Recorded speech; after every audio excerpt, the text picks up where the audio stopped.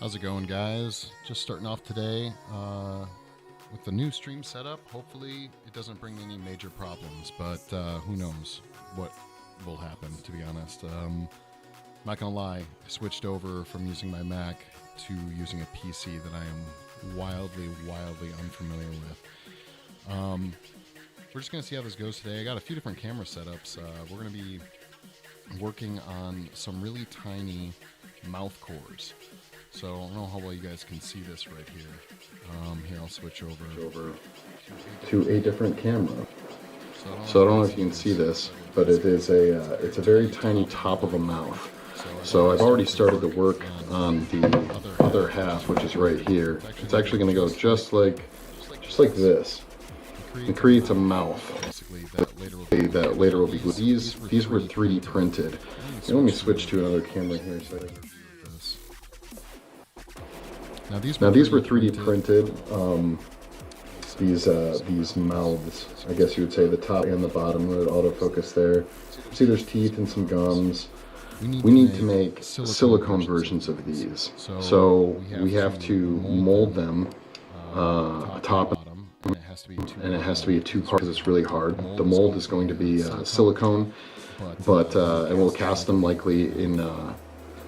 We'll make a mold out of silicone first, and then cast silicone versions in those, and then make a hard mold out of those.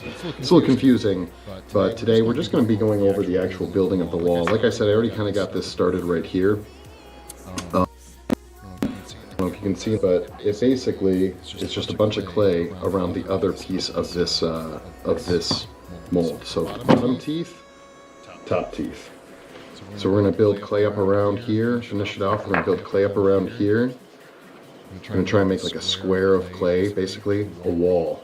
Then we'll build up, I don't know if we'll get to it today, but we're going to build up cardboard walls around that for our silicone in for molding the first half. If you have any questions, just be sure to ask. I'm going to pretty much just get to work on this. Now we're using clean clay today. Which doesn't have any sulfur, sulfates, or phylates, or any of that fun jazz in it. Since we'll be molding this out of platinum silicone, we want to make sure that whatever clay we use isn't going to inhibit the silicone. Now, having said that, you can't really see it in any of the cameras, but I actually have a clay warmer. This is normally, it can be really tough clay or really hard clay, but you can see that if you warm it up, it gets pretty soft. So I'll be trying to jump around cameras depending on which camera is the best for each camera. Try camera 2 is going to be more of a top down, so you guys will be able to see the wall as it grows out. So again, this is actually cold clay that I've been able to kind of warm up in my hands, but I do have some heated up as well. So again, if you guys have any questions, let me know. I'm going to be trying to monitor the chat, but I don't have the awesome gentleman, Kyle, that was with us last time. Today, this is all me, so I'm trying to be managing everything. I hope it goes well. Also, I just started a Discord, so if you have a chance, please check it out. It's just creatively_cursed. Links are on my Twitch page, pretty much everywhere, YouTube, you name it. Really trying to grow a community of artists that are, I guess you would say, IRL artists. So people that are sculptors, the homes. If we can get a group of people together, posting their pictures, their videos, teaching other people that want to learn how to do this stuff, I think that'd be really fascinating and really cool. So yeah, go ahead and join the Discord. At the beginning and the end of all my streams, I post my social media accounts. So go ahead and join those. Again, just trying to community of people that different types of art. Also, for those of you who did see the last stream where we live casted someone, we are going to probably this Saturday. I'll iron out the details, but this Saturday we're going to be casting the inside and creating a positive of that face. I'm actually super excited about that. We're probably going to be doing it out of clay, so if you want to see a positive come out of that we did of Rocky's head, you guys should hit us up. So hold on one second here.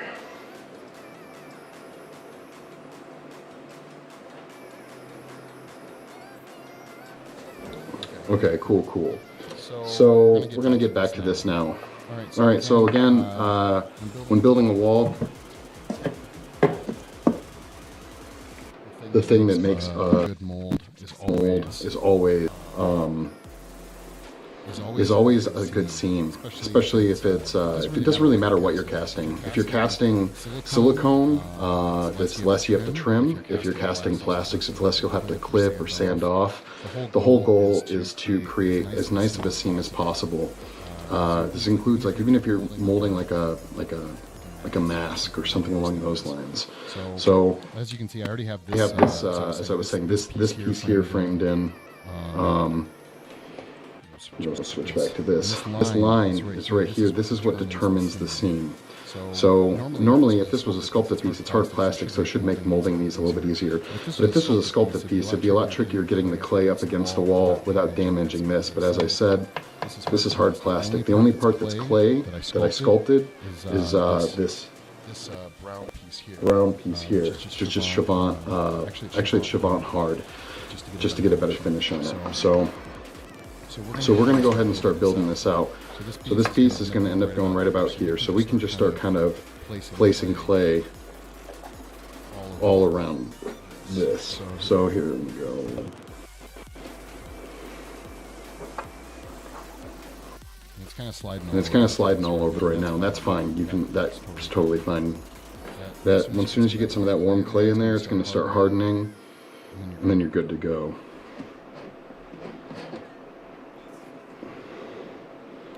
In this case, it's a little hard to see, but I'm trying to keep the seam line actually. I don't want the seam going through the teeth. I want the teeth to end up pretty much unscathed. So you can see here that the seam line, the teeth end up right about here, and the seam line's below that. It's like on the lower gums. So even though this is the top teeth, we're going to do the same thing, and then we'll meet these two pieces of clay up together. Another thing you want to keep in mind is trying to keep your mold walls clean, which is something to take into consideration at the beginning, but I'm kind of a stickler for making sure the mold walls, when I say that, to be clear, this is the mold wall, and you want it to be smooth, so that when you have your two pieces, they key together well, and that's something we'll go over in another stream, but for now, just remember, you want to keep them smooth, other than the keys later, which will also. So what I'm going to do is just kind of do that.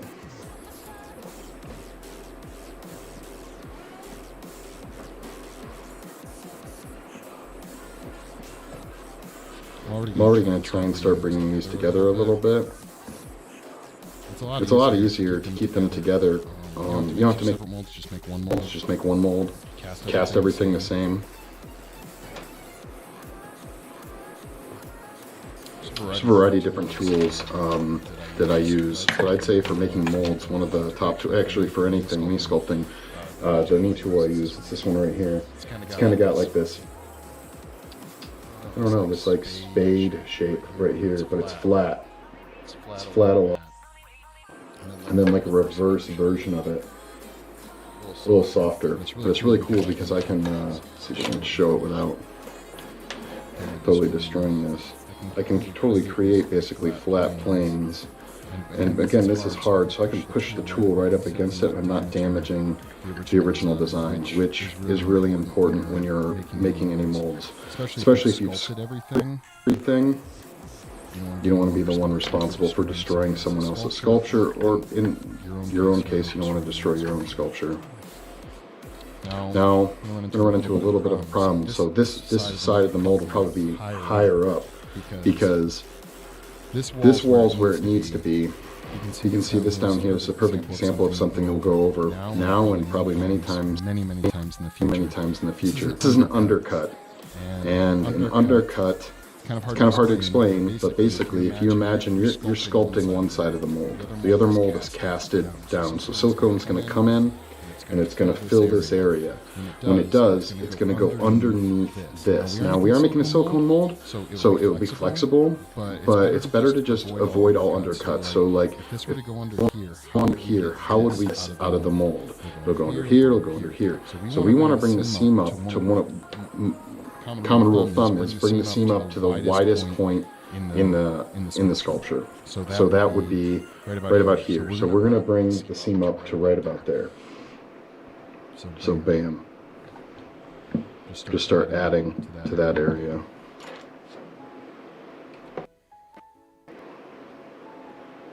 I just grabbed that fucking hard piece of clay. I was not planning on that.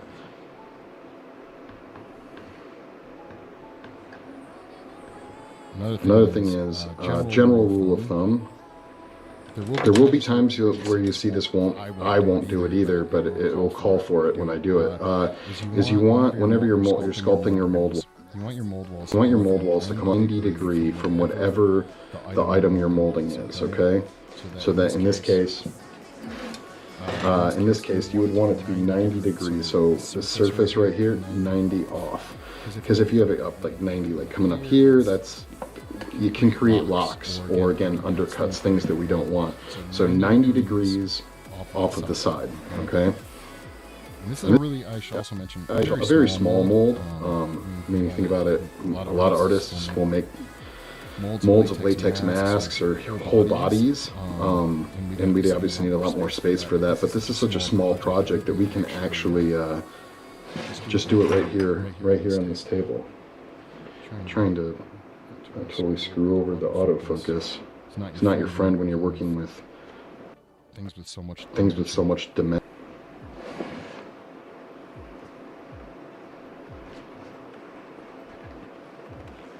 But I'm not gonna lie, this part, I mean, I actually really enjoy building mold walls. I don't so much like making the molds. Silicone molds I don't mind. Casting is really, honestly, pretty easy. What I do mind is when we have to do fiberglass. That can be strenuous. You got a lot of chemicals flying around, get itchy. It's no fun. But something like this I enjoy. So again, trying to avoid the teeth. Mold starts higher here, the wall, but it's going to come down lower.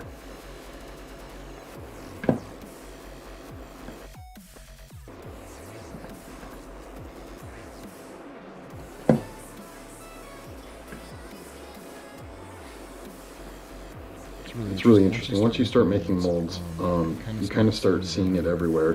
Whether it's, I don't know if they do it so much, but there are certain, like, even bottles that you can buy, and you can see seam lines. Tend to think about it as like, I think of laundry detergent bottles. You can see seam lines everywhere. Those are all obviously like blow molded, or not likely vacuum form, but there's a mold that they all go into, and there's usually a seam from it.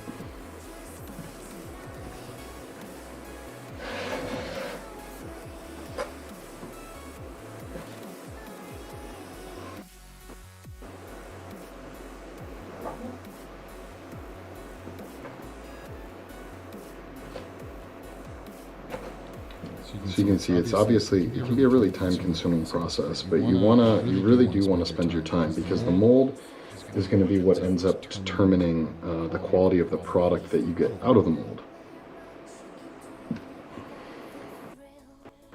So now that you kind of saw that, I'm going to continue building this up, especially now that I know that this is going to be higher.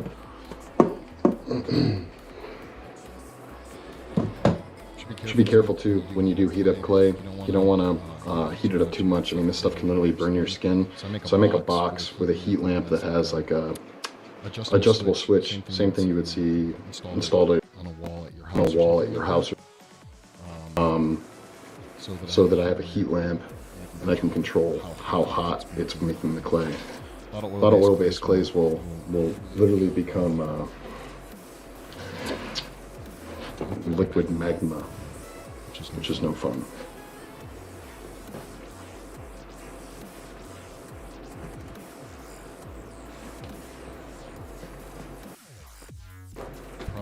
Yeah, I'm literally just pushing the clay right up, touching the mold. So I'm going to start kind of roughing in the rest of the shape of this mold.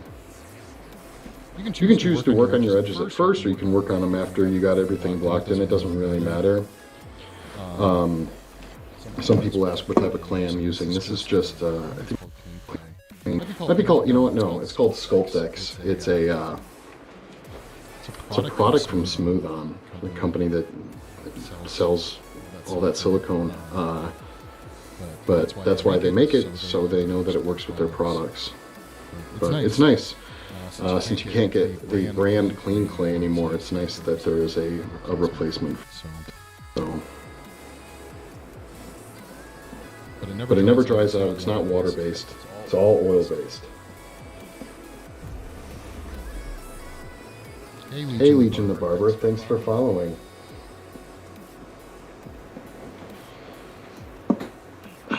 But yeah, you can actually see, I don't know, see here, see how shiny that is? So when you have in heating too long, it actually gets oily, like the oils from inside the clay start to come out. It's not uncommon, but it can, again, get really hot, so just be careful.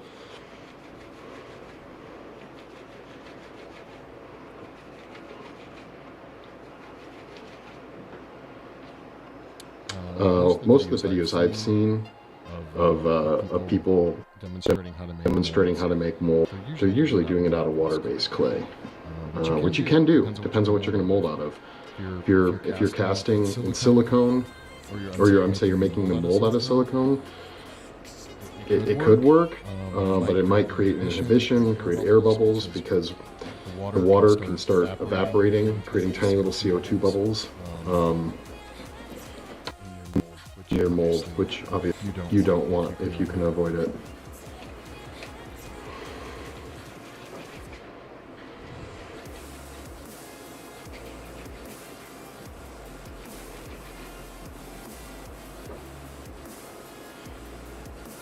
Plus, I mean, I'm not gonna lie, I just really hate water-based clay. It dries your hands out super bad. I am not a fan of that.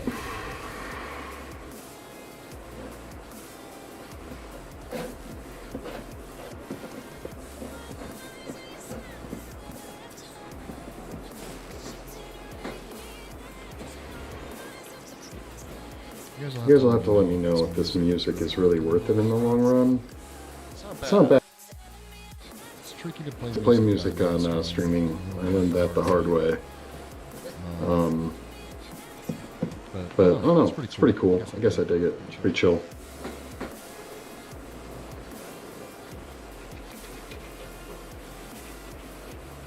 So here, let's show what we're going here. So you can see we're building this out. I just want to make like a square. So I'm going to probably go this view for a second or two as I kind of just build out the general shape. You can use rolling pins and like roll out your clay separately, create slabs. That's a way to do it too. If we were making a bigger mold, I totally would do that, but in the case of something this small, there's really no point in doing that.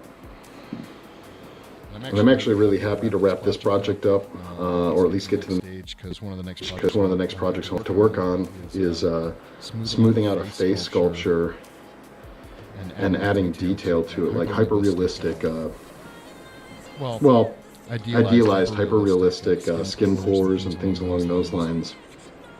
And that, I think, is going to be a really cool video. Go over all the different techniques of adding skin.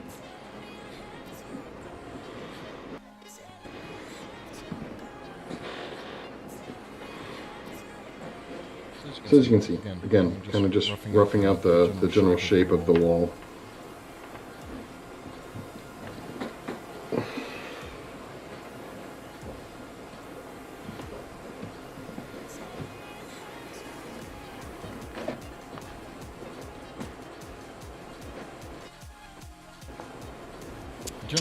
You know, and honestly, I'm not gonna lie, I usually make my my mold walls way bigger than they have to be. Some people really make their walls very close to the actual sculpture, but you don't always want to do that. The more wall space you have, when the mold is clamped together, it's more space that the material that you're casting into there has to leak out, and it's another wall, it's another barrier, and that's super helpful. So.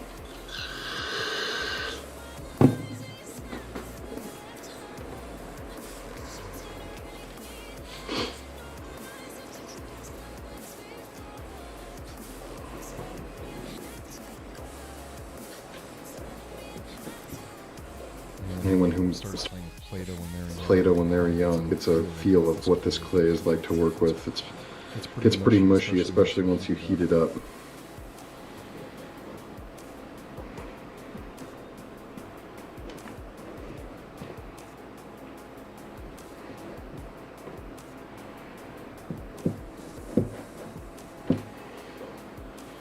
I think mold making is probably one of the biggest, most important to learn as a 3D artist, because it teaches you how to replicate.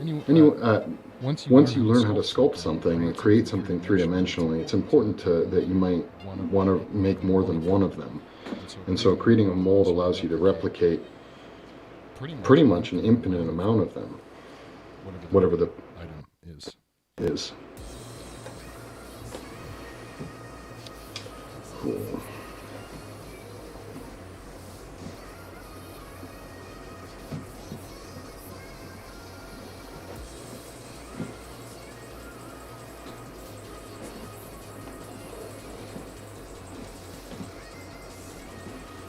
Again, the size of this mold might be a little overkill, but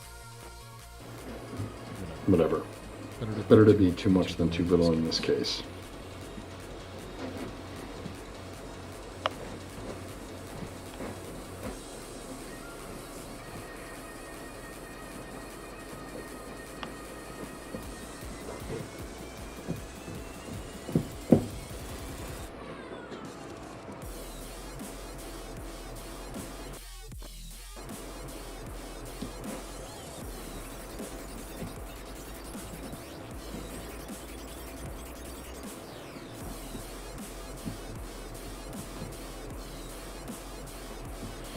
So another thing to notice here, what's the best tool to kind of illustrate this?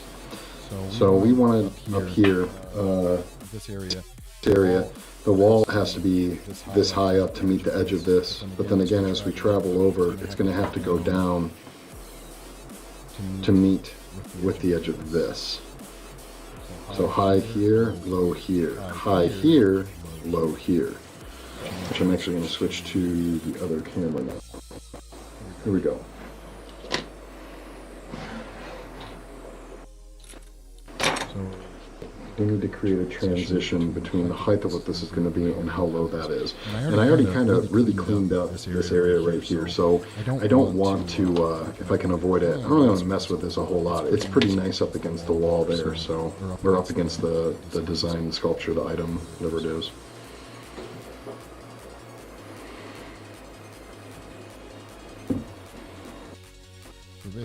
So basically, I'll look at it as we're going to split the difference between the distance between the two, kind of like that.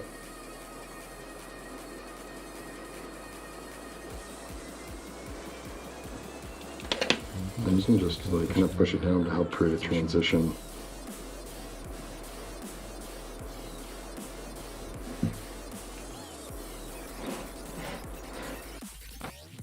So I figure out the bed, you get to stay there, that'd be awesome.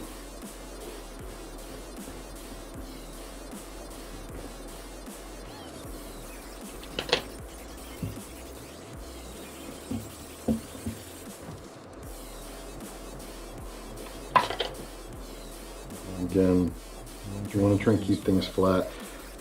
It's so much nicer, like I said, on some plastic thing that you're molding. You can just push stuff right up against it and it doesn't matter. You're not going to damage it, you're not going to hurt it. Just remember though, you got your sculpt. If it's something you sculpted, you bring that tool up against it, you're going to ruin your sculpture and things are going to go poorly.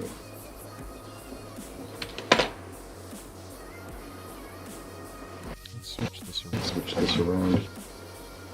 Show you what I got going on over on this other side here. Sometimes to work on seams, I literally have this thing like up in my face so that I can see what's going on, right?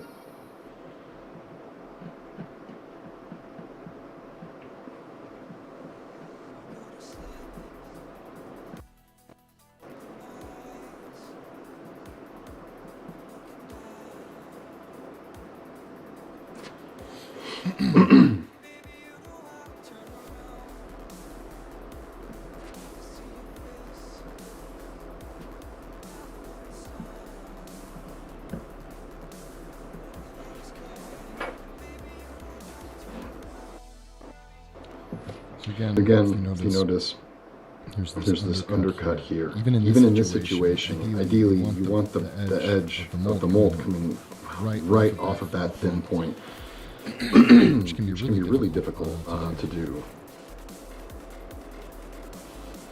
Not so not so much on this, but again, on something that you've can be quite tricky. See if I can get a little bit closer and show you guys what I'm talking about here.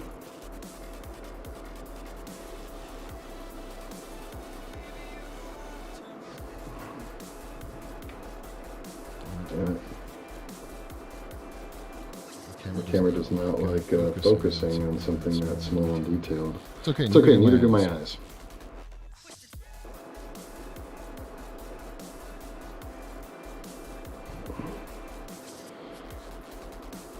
Okay, can I show that? Oh, there we go. Like that be it?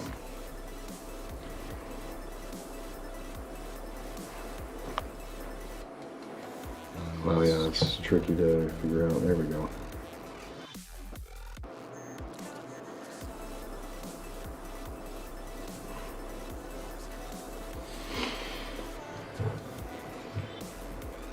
So the whole point again is just to have that come off in the 90.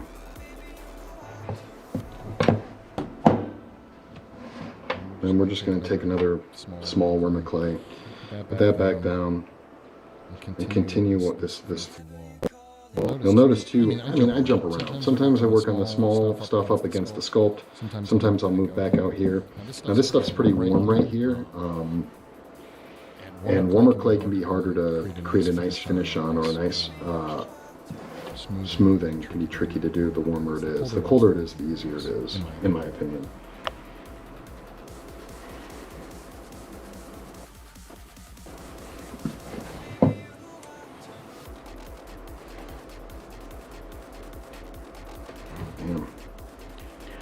It makes it fucking tricky with that autofocus here. There we go.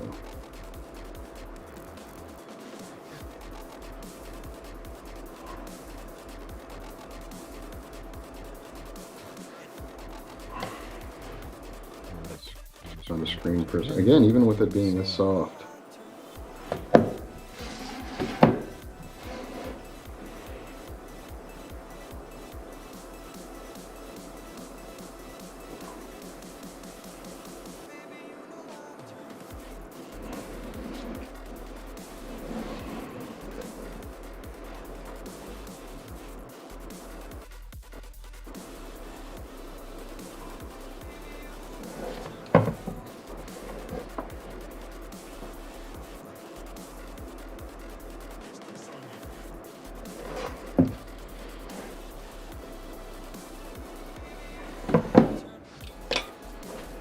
Okay. Hands get really oily. It's not fun.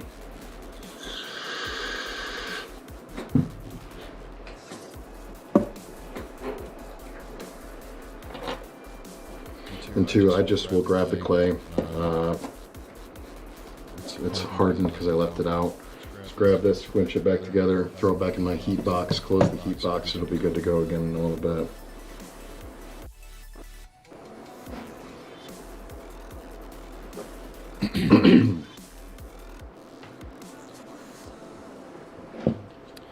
Try not to keep blocking the fucking camera. I just am so used to need to put the camera on the other side. I'm right-handed, so I just want to block everything.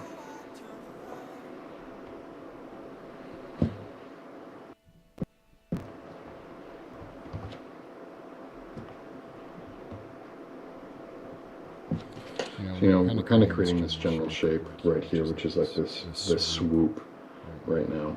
So now we're focusing on my hand. Let's see what we got here. You like that?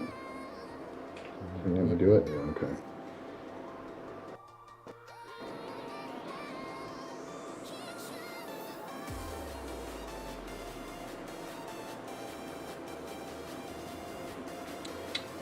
If you're starting to mold, you're starting to make molds, silicone probably isn't the best choice for the things to make your mold out of. It's expensive. So if you don't know what you're doing, it's pretty pricey learning experience. So another common thing that people make molds out of, for those of you watching probably know, is plaster. Maybe ultracal or hydrocal. Excuse me. And you really would not want to make a mold out of something hard like this out of those. You'd likely break the mold in the process of opening parts. And no one wants that.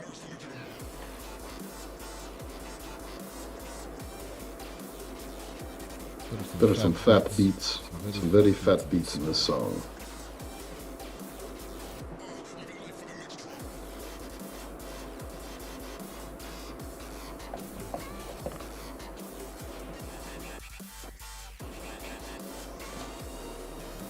Again, so in this design, you guys can't probably see, well, maybe a little bit. Here, let me see if we can get some shadow on it.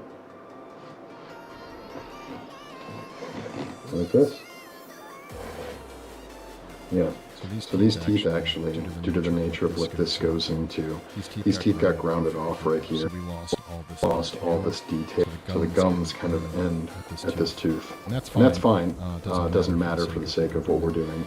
But it is important to know the areas that are important to the final effect of whatever you're working on. Because this area right here doesn't matter. A, it's in the back of the teeth, you're not going to probably see it, but B, it's on the side where we already ground away. So the whole tooth isn't even there for us, sure we don't mess up with the seam, but it is right here.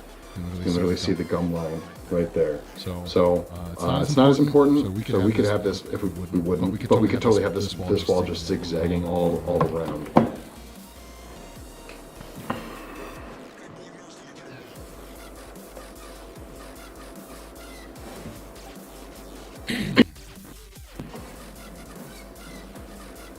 Again, I see that gum line. It's already in there. You can't. I don't know how close you can see, but the sculpt actually has like a high point right here. So we're just going to play to that and then blend into what we have going on towards the front of the upper jaw. I believe would this be the maxilla?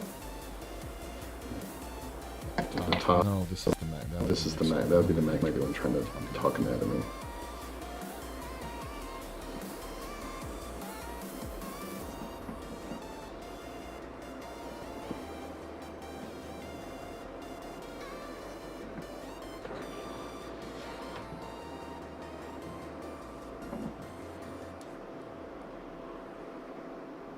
Every cool creature of mine that maybe you've seen in your favorite movies and things along those lines. Assuming it wasn't CGI, there was a mold made of it. Even your favorite action figures you grew up somewhere started with a sculpture and then a mold. Someone doing something similar, not exact, but similar to what I'm doing right now.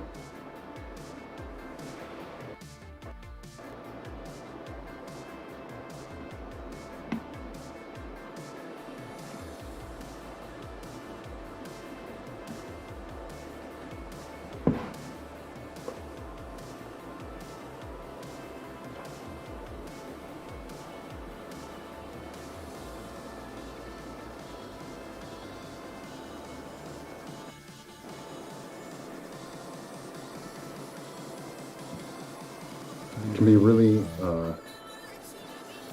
be really frustrating if you don't nail these walls perfectly when you're doing this. You don't want to spend once you get this part done, take the time here so that later you can spend all your extra time without feeling on doing the paint and the finishing work. Just nail your seam walls. I'm a firm believer that the more time you put into your mold, functionally the better it will be. You've thought about all the ins and outs. You've done all the troubleshooting. And then when you go testing, the way it fits together, the products that get pulled out of it, they're better. They're better in general. We got some craziness going on here, so it dips down right there. We want to fill that in. Ideally, in this situation, we don't need any zigzagging going on.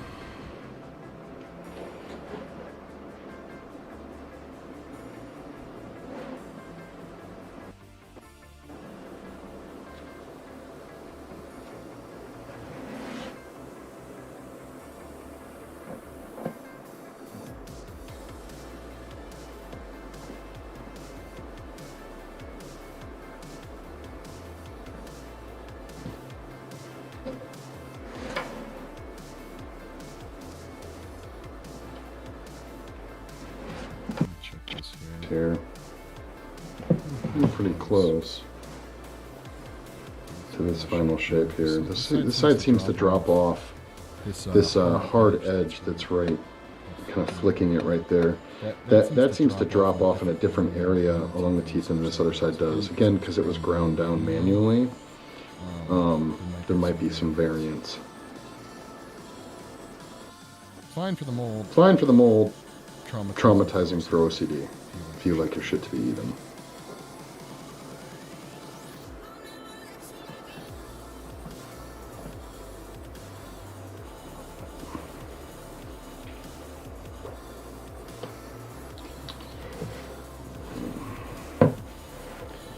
Always use light when you're sculpting too. You can start to see things a lot more mistakes. Let's see if I can switch over to this other camera. You can kind of see what I'm talking about, maybe.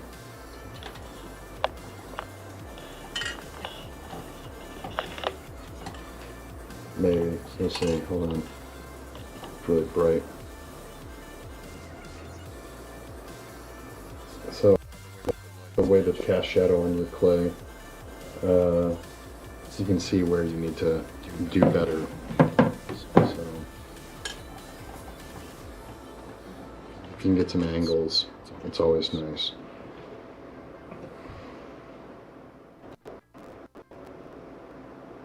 There we go. It's a bit much.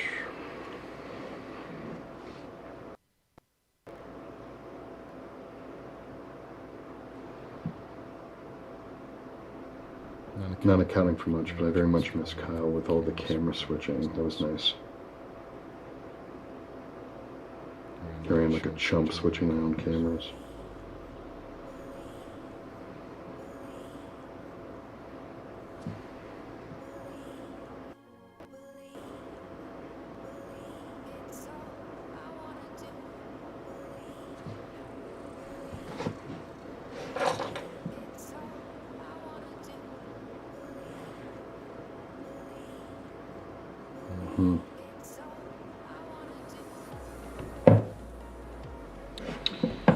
So I just kind of noticed that the way that this on here, there's actually this side is higher than this side, which makes sense with some of the other stuff we're finding. So I'm just gonna.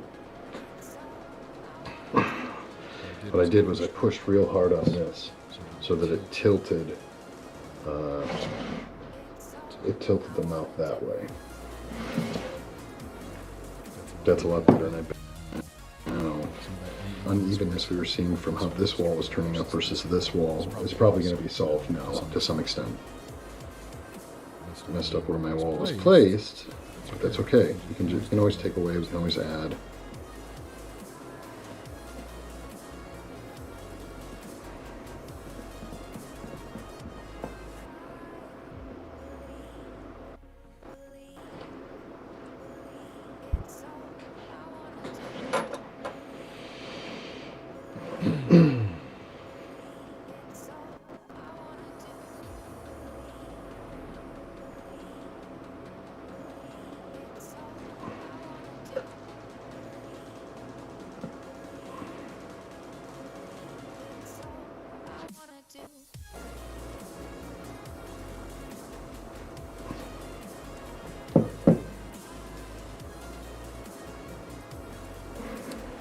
It's hard to see, but what I'm trying to do is I'm trying to look onto it.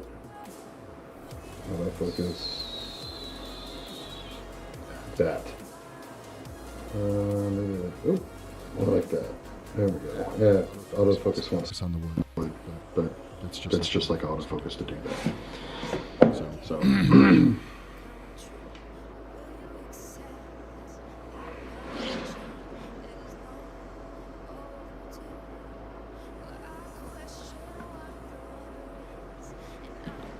Also debating. I don't know how I feel about it.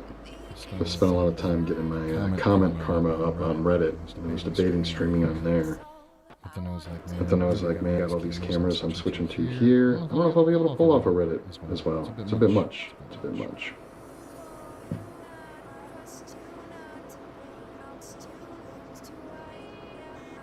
Oh, see, I ended up having to add more back here anyways. It's that wide point.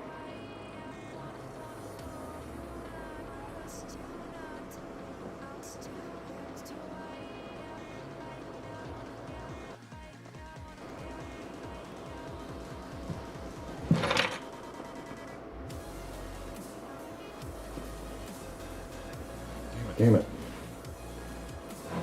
Remember not to keep my fucking hand in there.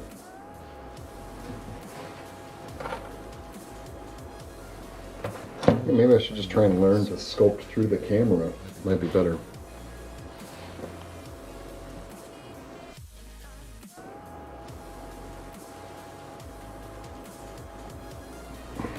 Okay.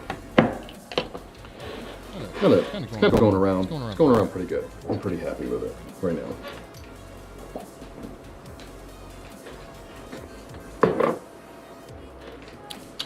Drinking always helps with mold making.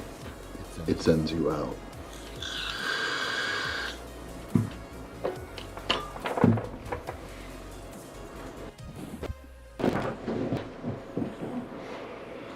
Alright, we're gonna go back to adding some depth up here. So collect up my clay, throw it back in there. Whatever small amounts of ADD I have likely play into the fact that I have to switch around from working on parts of the mold to other, do a little bit of detail, then go out and work on some broader strokes. Probably not ideal in the long run. Okay, cool, we're still going. We're still going. Be a lie to say I don't totally anticipate some level of extreme failure any moment when it comes to the new setup, so.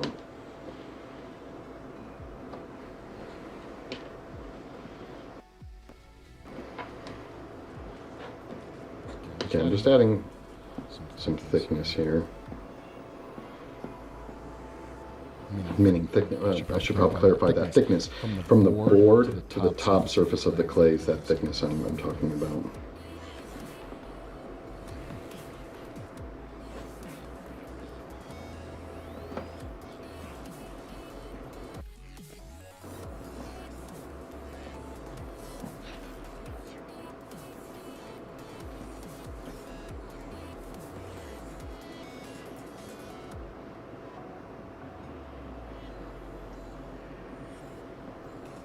I think I put on Twitch an adult content or whatever, because I thought I'd be swearing a lot. Not really swearing much. People are really proud of that. What the fuck do they know though, right?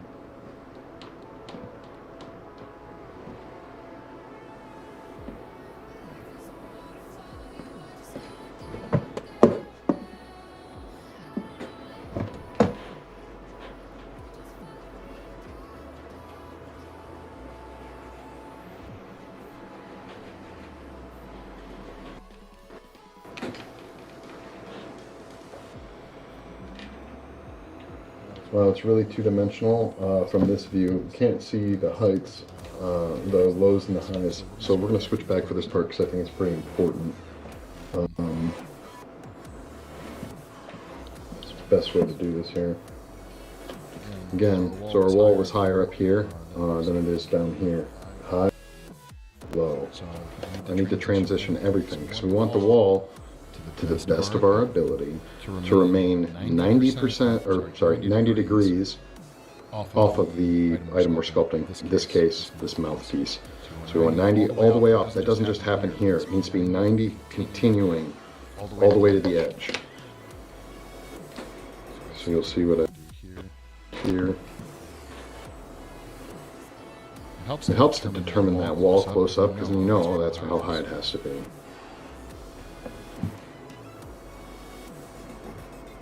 Remember one time a friend of mine had some kids, and they were younger boys, I forget how old, action figure age, collecting action figures. They were playing with some Teenage Mutant Ninja Turtle action figures, and one of them unfortunately lost one of Leonardo's swords.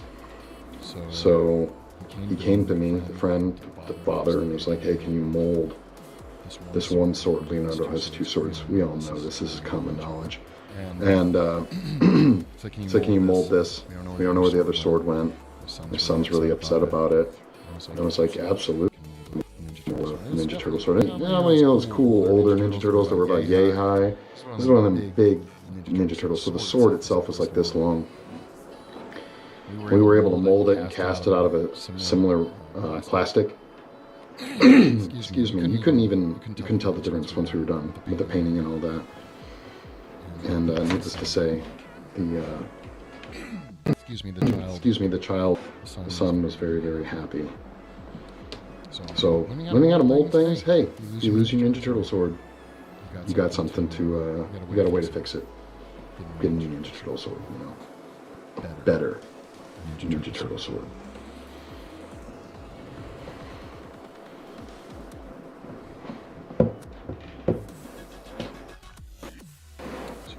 We're traveling, then we go down.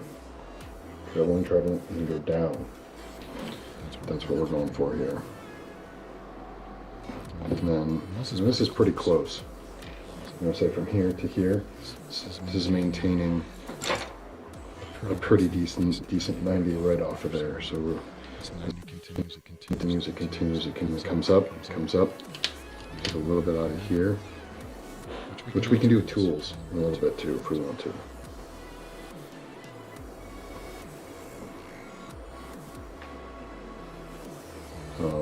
So again, we're at 90 degrees off the item, traveling, still trying to remain at 90. See, this one tips up here, so I can tell you to push down a little bit with this at 90. And look at that, to get it at 90 from there, how much had to come out to do that.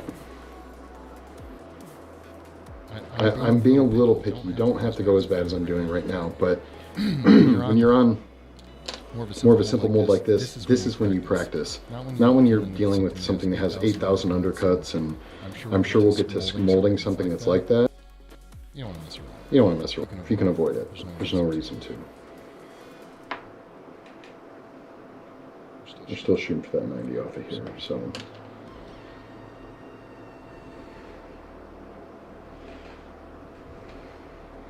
I don't realize how much clay just looks like a big kind of greenish gray blob on the camera. That's really unfortunate. So, you might say, hey Mike, okay, 90 off. In this scenario, you have this thing. Well, we're gonna see if I can get it in focus. It is a 90 off of here, 90. It's a 90 off of here, 90. In this case, the center area isn't going to matter. Go 90 off, and then we just have a crossfade. I don't know. I'm going to term crossfade. Doesn't matter. It's badass crossfade going on up in here.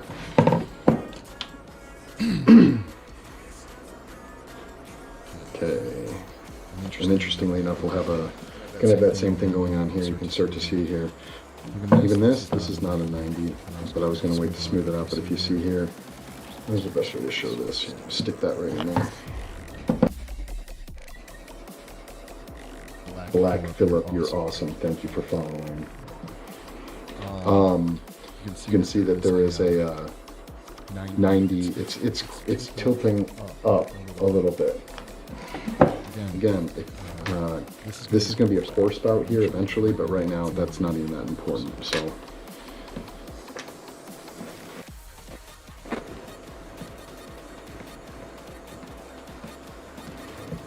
That clay's starting to harden up now.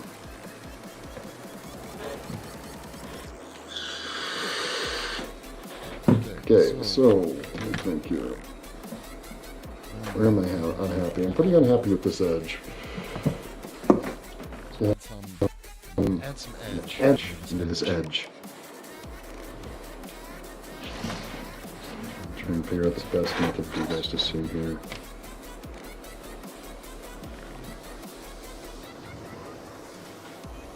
What I'll likely do is I'm going to end up taking a tool and just cutting. Once all this is smooth, I'm just going to cut it.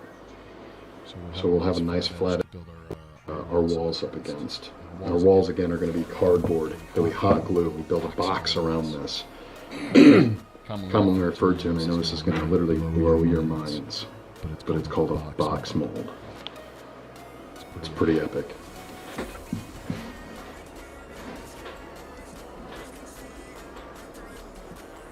I'm gonna think of it. Filmmakers and special effects artists really lack creative means for their shit. It's always clay, box mold. Okay, not true. We do have one mold called a matrix mold. And we are going to probably make one of those at some point. That's like, it's a legendary mold. Okay. It's like novice. We're at novice right now.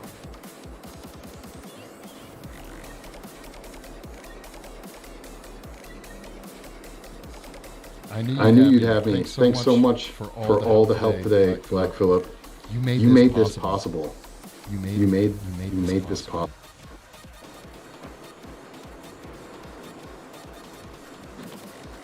He really did. Black Phillip's awesome.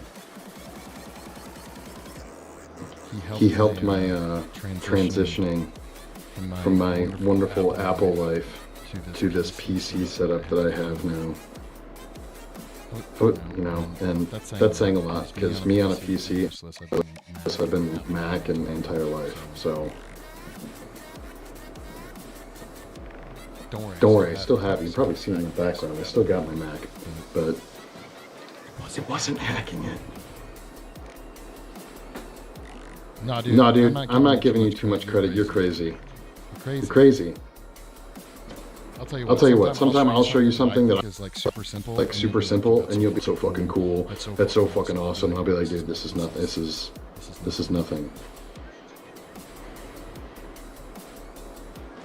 Okay, so let's go over this real quick. So again, this high point, this high thin point right here. Okay, it creates a point. It's unavoidable, right? So we want 90 off of that. Blam. Then we also want 90 off of this. 90 off of this, so now you're this edge coming into play. This is actually more of an extreme example of the up and down thing I was talking about. So you're traveling, you're going along, huge dip. But we are keeping the 90 all the way to the edge. Right now, this represents the edge of the mold. We're keeping the 90 all the way there. We're keeping the 90 all the way 90 coming out. You want to think about it, it's like almost like a starburst coming off, keeping the 90s the whole way. if you can pull that. Sometimes you can't. Sometimes there's restrictions. You have to have a 90 and then it swoops off or something like that. It's not the end of the world. Well, for you new intro level mold makers, keep it at 90s. 90s are your friend. Maybe I should avoid making voices. Again, I'm really excited for this next part, so I'm like kind of rushing through this. It's almost rake time, you know. Throwing out a fucking rake on this. That's when you start to see everything come together. But again, work on your broad strokes first, and everything comes out after that. So here you can see, keeping this 90. If you remember, we're calling this the transition zone. Actually, I don't remember what the fuck we're calling it, but it's transition something that's going on here. Okay? High point, low point. 90. Ish. I'm looking at it on the camera now and wondering about how much I know about degrees. But anyhow, 90 degrees off of here. And we're just going to keep that going. We're going to keep it traveling. We want this whole transition to pretty for all across here, this transition area, we'd like it to be as similar as possible.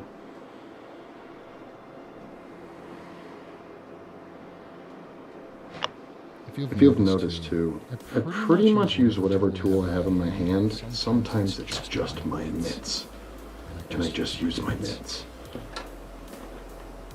Other times it's a poor pitiful paintbrush that I'll likely break. I'll break it. That's gonna happen.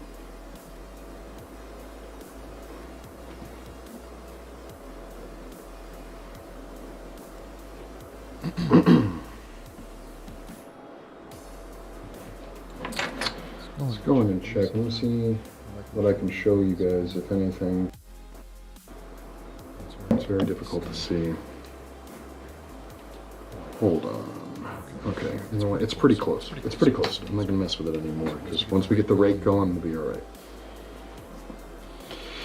He says to people with no idea what the fuck he's talking about. I get it. I get it.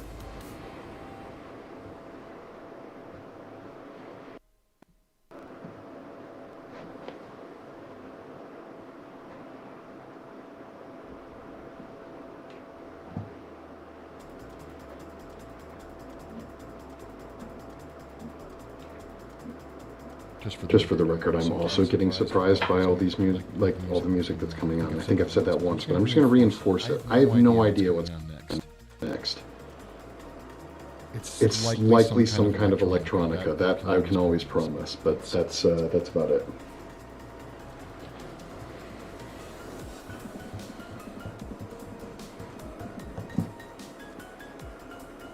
I don't know. You guys ever seen the movie Commando with Arnold Schwarzenegger?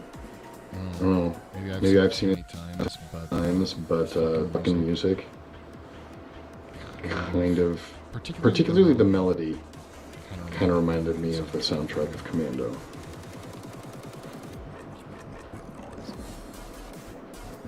Maybe not so much the dubsteppy shit, but if Commando was made today, it is a classic movie, dude. It totally fucking is. I actually heard Arnold Schwarzenegger has signed up to be a part. No, I'm sorry. Dwayne "The Rock" Johnson. No, wait, which one is it? One of them is rebooting one of Arnold's movies from the 80s, and no one knows which one it's going to be. I was like, dude, if they redo Commando, that would be fucking sick. If they don't fuck it up. They keep the scene with him carrying the big fucking log. If they keep that scene, I'll be happy. I'm getting pretty close here.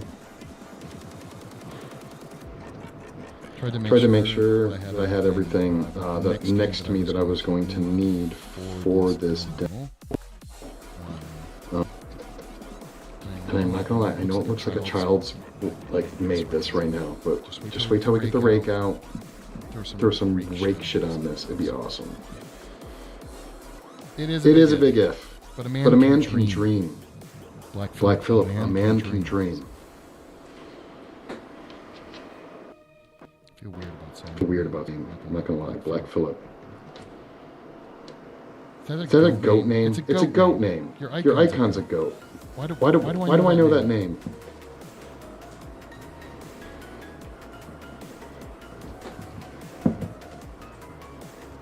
There, that little do. That's so Commando, for sure.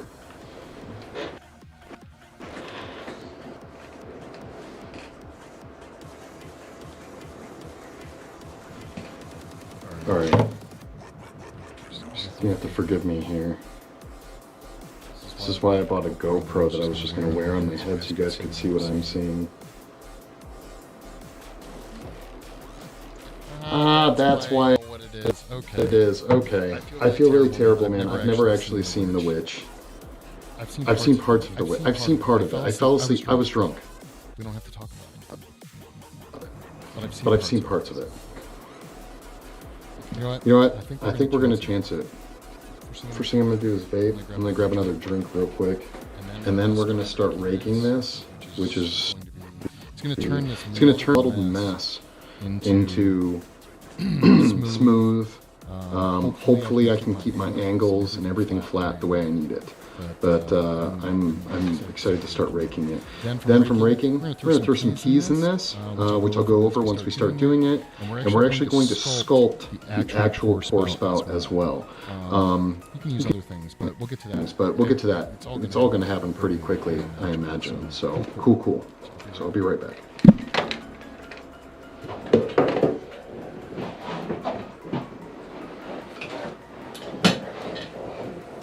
See, you didn't even miss me.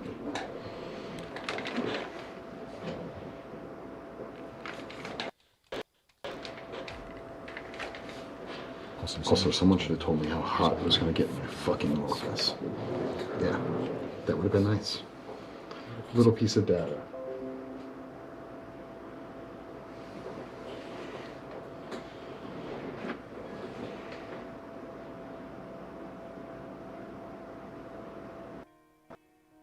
getting tips on Twitch.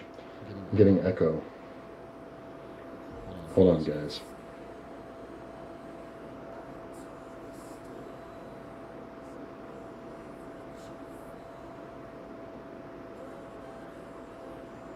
Cool. Actually, I got information from multiple people that there's echoing going. Let's see if I can figure that out. I can figure that out real quick.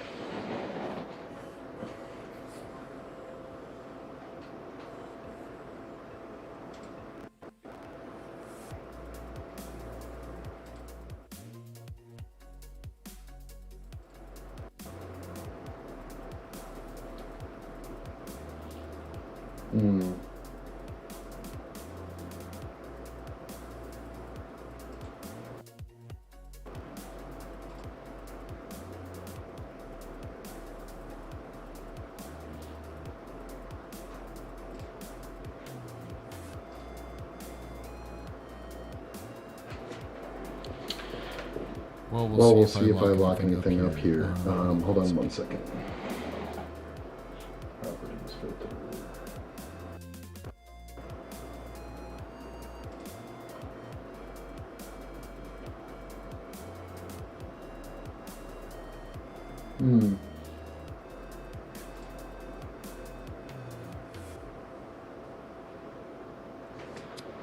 I'm trying to figure out, I'm not gonna lie, technical difficulty is the best way, right?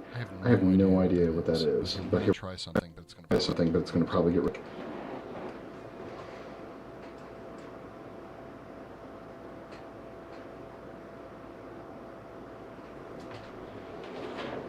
For my lovely guardian angels out there, is the reverb or echo gone?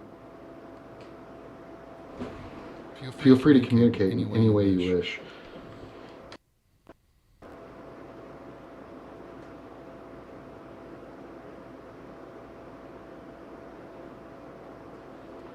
Is it working now? Or is it still echoey?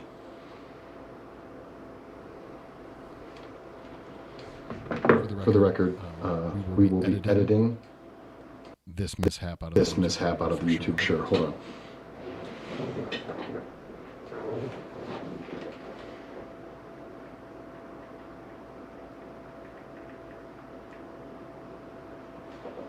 That's really disappointing.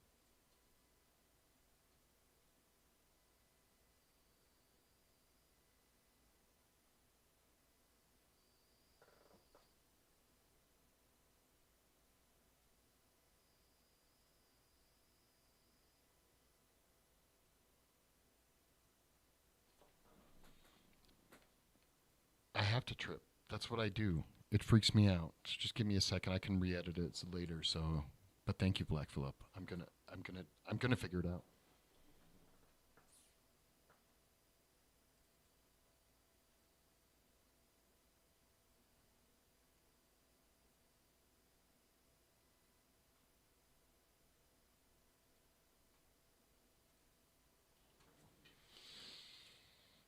Really, it's better. That's because I think I turned down somehow my music situation.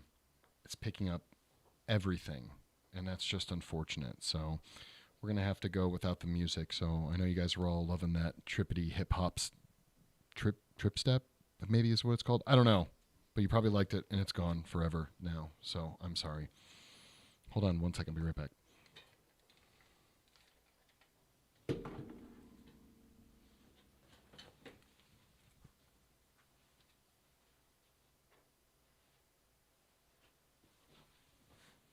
Feel free to lurk away. All lurking is welcome.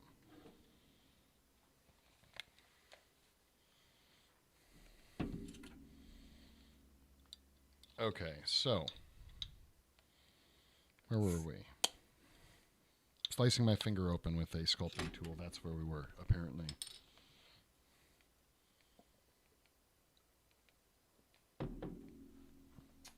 So, where are we at? Let's go back here. Okay. So we're going to go ahead and rake this down. It's pretty filled up. All the little pits and spots, they're pretty good. As soon as we start running the rake around it, we'll definitely identify areas that need to still get filled in. But for the most part, it's pretty close.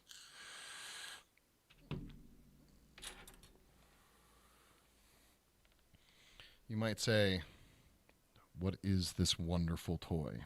This is a rake. It's a very clever name for heated up and bent saw blade. It's kind of hard to see on there, but that's all it is. It's a saw blade. And then shoved into some brass tubing. You can make these your own. A little tricky, but you absolutely can. So let's see if I can show you how this is going to start working. You're just going to drag the rake. Psst. I'm so fucking convinced that that is the fucking Commando soundtrack. Anyhow, a good rake job is one that you move that out of the way. And you drag the rake in multiple directions. Depending on, like right now, I'm kind of going for taking off a substantial amount. But you can still see that I'm trying to rake in different directions.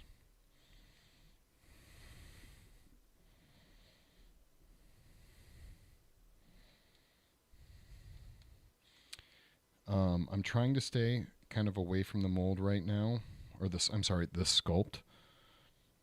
Again, a good practice to have.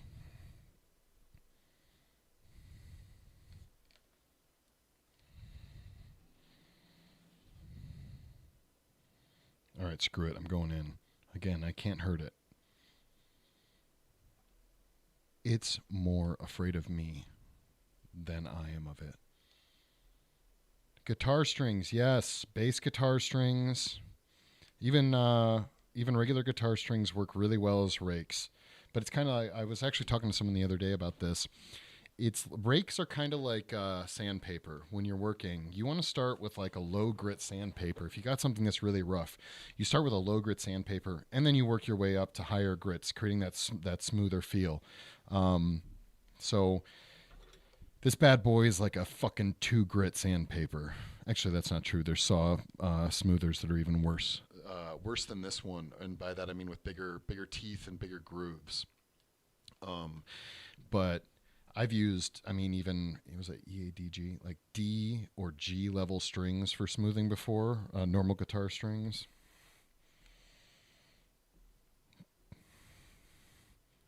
Actually, this is a bass guitar string right there. It's a little bit more like a 400 grit sandpaper. I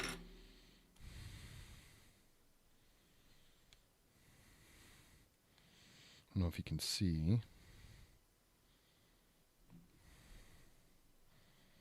But there is this line that's forming. You can see from this plane, this surface that I'm creating right here, there's this line right here. So we want to keep that. It's really more defined. Let me grab that other sculpting tool here. Again. You kind of see it going on. See this like dark shadow area here? It's actually a little bit more that I have to fill in without making the cameras focus on my fucking hand.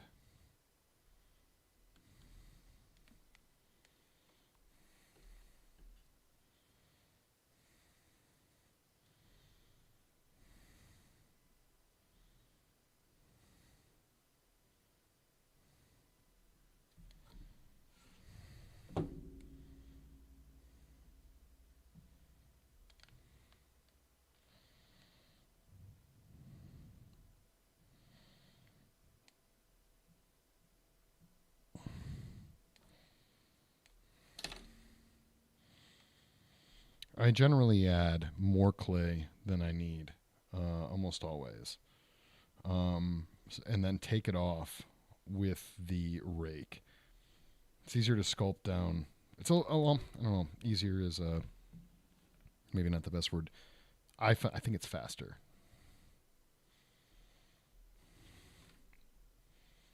And you know what? Speed isn't always really important, but if you're trying to make a mold in a timely fashion, and I don't want to keep everyone here forever today, or do I? I don't know. I don't. No, I don't. So I want to kind of get through this.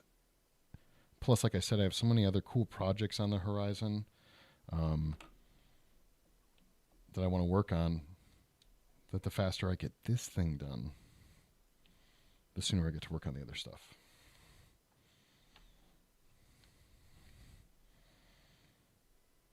Oh, by the way, yeah, I'm still listening to music. You guys don't get to anymore, but I am, and there's some really weird shit going on.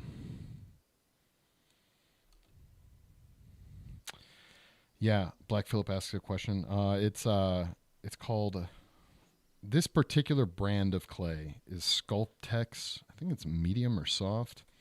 It's a product that the company Smooth On, that sells all the silicone. They make this stuff. It's safe for silicone. Doesn't have any phthalate. Is it phthalates? Sulfur? Sulfur for sure. Doesn't have any sulfur in it. Doesn't have any phthalates or phthalates, which can inhibit silicone. So for casting silicone molds or making silicone molds, this is the best stuff. Since you can't get clean clay anymore, which is just an older product, pretty much the same stuff, literally the same color. I wouldn't be surprised if Smooth On literally got the recipe from the company after it went under. It's really unfortunate. They were around for a long time. And clean clay could have been literally the 50s or 60s. If you look it up, I'm pretty sure. That's when that company started. And then the conglomerate that is Smooth On and Reynolds took over and bought them out. They also bought Chavant, which is another very popular clay. They bought the whole fucking company.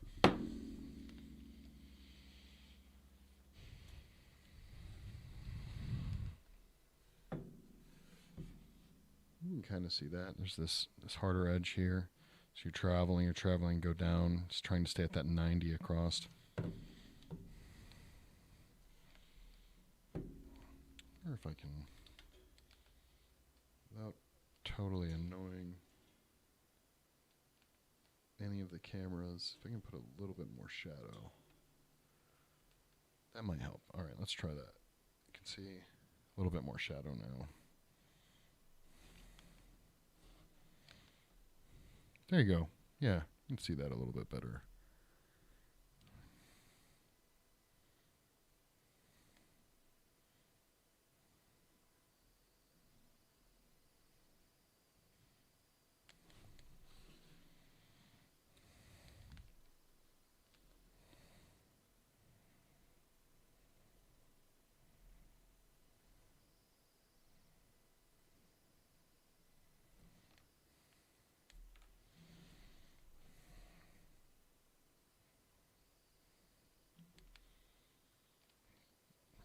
Cool.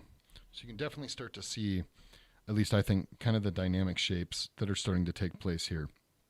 These flat surfaces, dips, high points, low points. Especially since I moved that light. It's a little bit more visible now. This is the transition zone, as we've talked about. Where we're meeting the 90 coming off of this. It's totally not a 90, but it's pretty fucking close. Okay, we're meeting the 90 coming off of this, meeting up with the 90 coming off of this. All right, now I'm listening to some fat beats that I really wish you all could enjoy, but you know what? Not happening.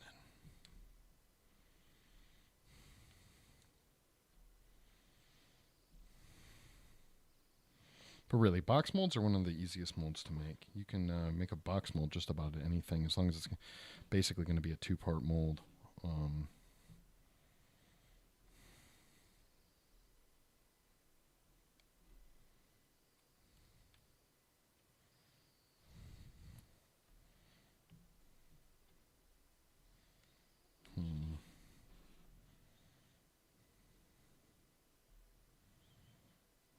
might be able to see what I'm talking about when I said transition.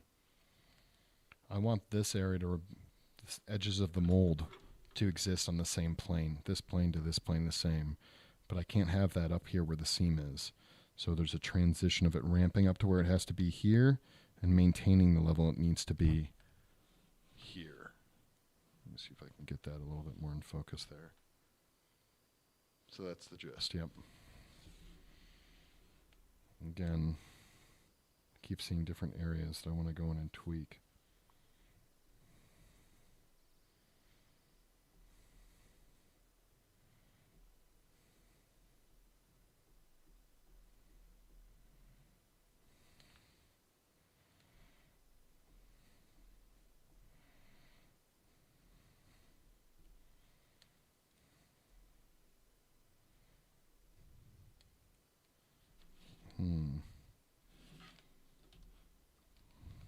Yeah, we're getting there. We're getting there.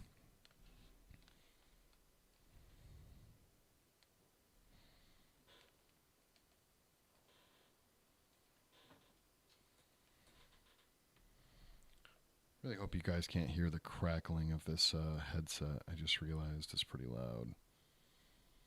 You know what? The more you do, the more you learn, okay? If I have to annoy the shit out of some people, they'll just have to deal. That's what'll have to happen.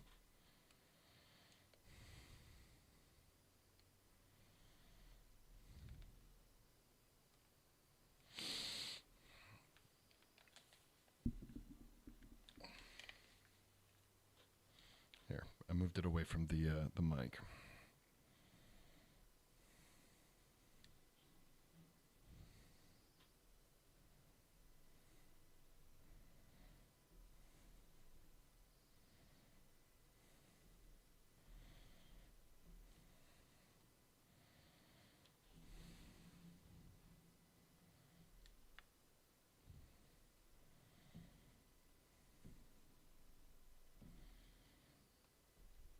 Yeah, raking definitely favorite part.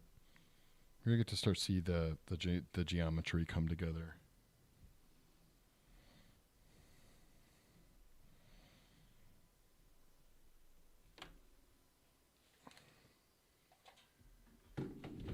There, I'm with you guys now. I'm also not hearing the music. We're together in this now. Silence.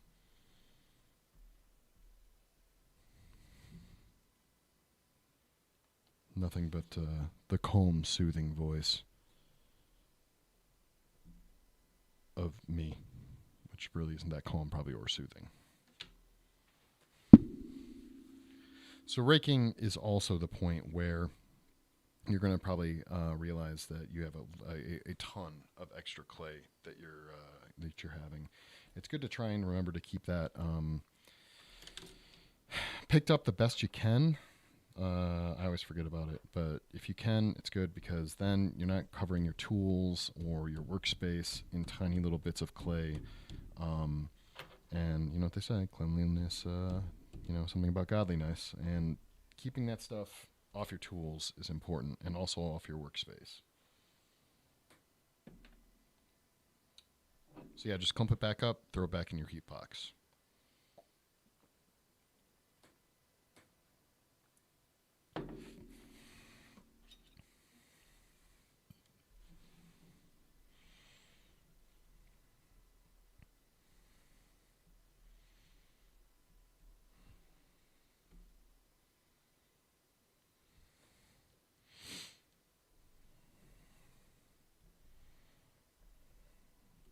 So, again, turn this here.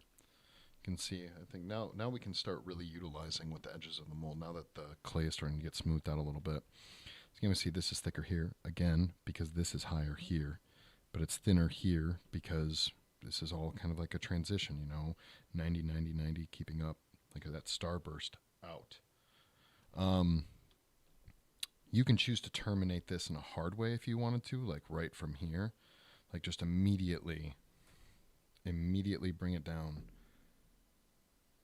to the 90 that is the other plane. If you want, you could do that. There's no rule saying that you have to fade it up.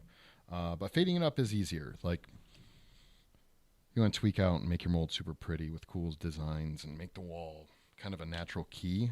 Again, we'll get into what a key is, but you can, but there's no rule saying you have to. Different jobs or different sculptures will lead to different needs, but in this case, we can just have this kind of natural transition up.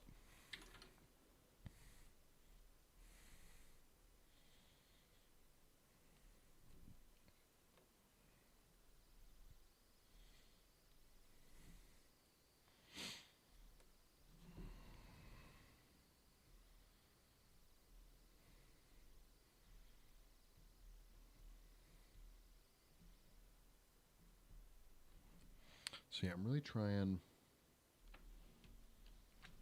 to keep this as flat as possible.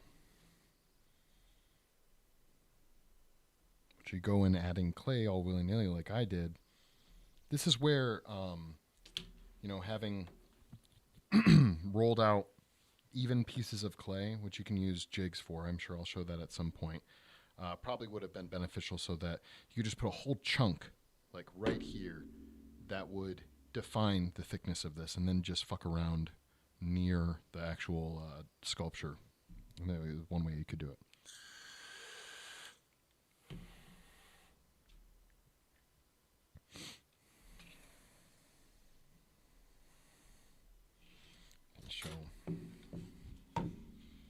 See here if I can show this like that, maybe. Be better to maybe show like this. Yeah, okay, cool. So, and there we go, there it is. So this up here, you can see where I had already sculpted right off the sculpt, and that was super smooth right here. But then I thumbed in with my big man fingers all this fucking clay here. So I have to move this transition from this flat area out to that. So you can kind of see that happening now. Using this big guy for this, I don't know. It's kind of like using a hammer to fix a watch, but if you're super careful, you can do it.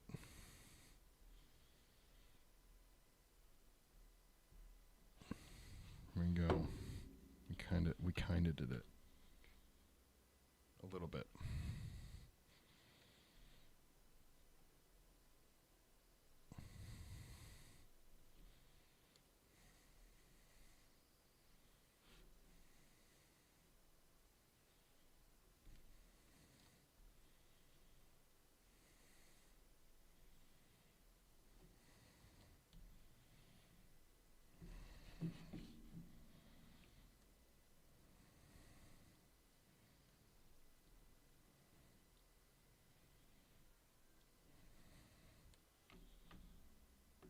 Yeah, that's looking really good. I like this. I'm going to show a really cool speeded up version of this to put on YouTube. Time lapse it, stop it where all the jokes are, because I'm a funny guy. But we're going to be making a lot of molds. Molds are a really integral part of any kind of 3D product creation. Again, if you want to replicate, you don't have to. But then again, you likely, if that's the case, you're probably going to be, say, maybe sculpting out of something like Sculpey that you can bake in the oven. Or if you're firing in a kiln, you're making one-offs with ceramic clay, In that case, you do you.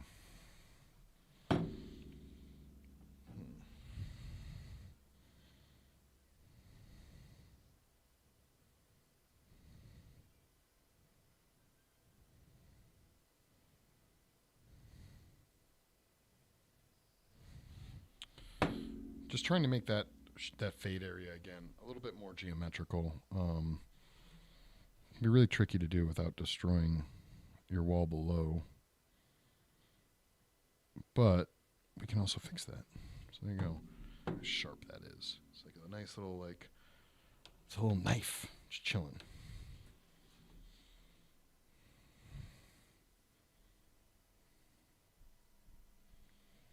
So you can kind of push with this tool too, which is nice.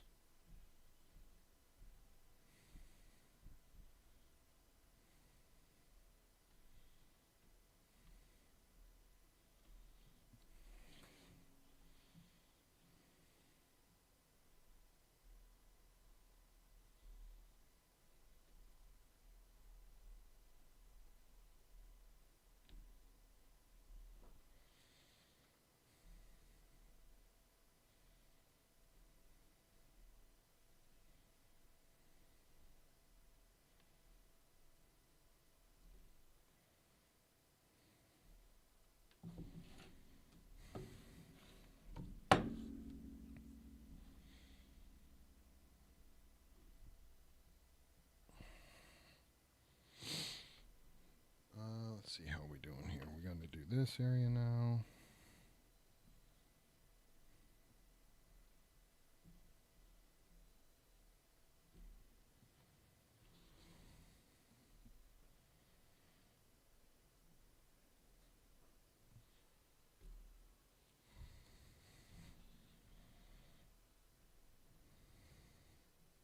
I don't know if you guys can see off in the back here, but this is just goes to show how much excessive amounts of clay that I added when I didn't need to. It's a bit risky getting up in those areas there with this big tool. Best way to show.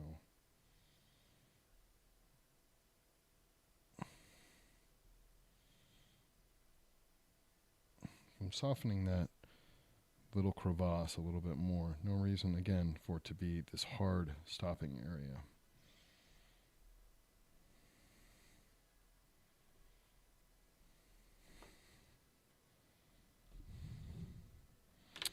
You guys are probably all like tweaking out. I don't know. When I watch videos or watch other people do this, I always see the areas that need to get fixed. I'm like, when is he going to touch? When is he going to fill that hole? Can I use that extra clay? Well, hello. Hello, hello, hello, Miss A.J. Johnson. Thank you for joining. Yes, you can reuse all the clay. I actually keep saying you can ball it up like so, just like this. And I put it back in my heat box because it starts to get hard when it's cold. I made a mistake just now that I'm not going to tell anyone about, but you'll have to just live in mystery. It is not trash, no, but hold on one moment. I'll be right back. I'm going to literally scoot back a few feet.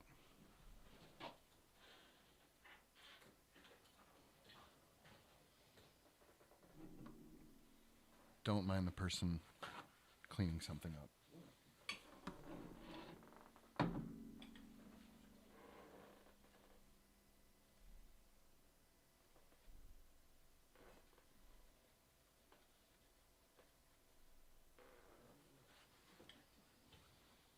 Forgets to turn on heat box. No, the heat box is turned on. It's working. It's working.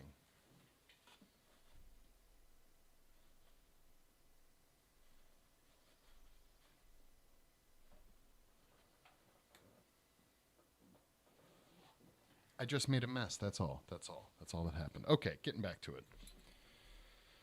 So there's this wonderful little divot that I put with the paintbrush a little bit ago, showing how it was supposed to be 90 degrees coming off of it. And I got a little overzealous. So we're just going to fill that in. Just put a little bit of too well and melted all the clay. You know, Black Phillip, I wish that was the case. But no, let me just tell you this way, okay? All the clay that's going to come out of that heat box now is likely going to smell a little bit of barley. Let's just put it that way. Barley clay. It's a new thing. Yes, Mosey Round. I am making a mold of a mouth, a top and a bottom. Bottom, top. These parts will be cast in silicone later and glued together to make what is called a mouth core. A very small one, as you can tell. I mean, these teeth are tiny, so it's a very small mouth core. Yeah, Black Phillip, you got it. You got it. Maybe I should have said hops. But, you know, I think I've created something. I've created scratch and sniff molds. Oh my God.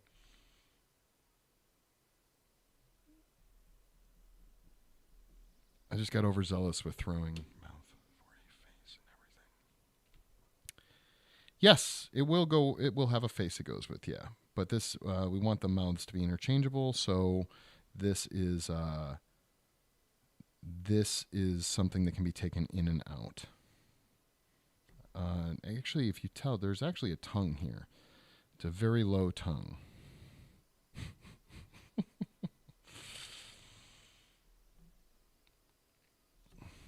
It's a wee tongue. So I filled that little pit from the paintbrush earlier, and now I'm just gonna. There's some other little gaps here. I'm just gonna fix while I'm here with my other little fixer tool.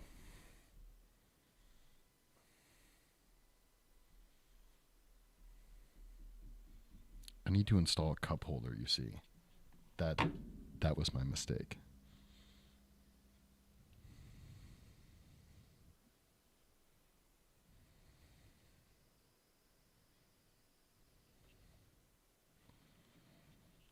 Yeah, I'm super excited for this weekend when we're going to make a positive of that head that we live casted. That's going to be really exciting.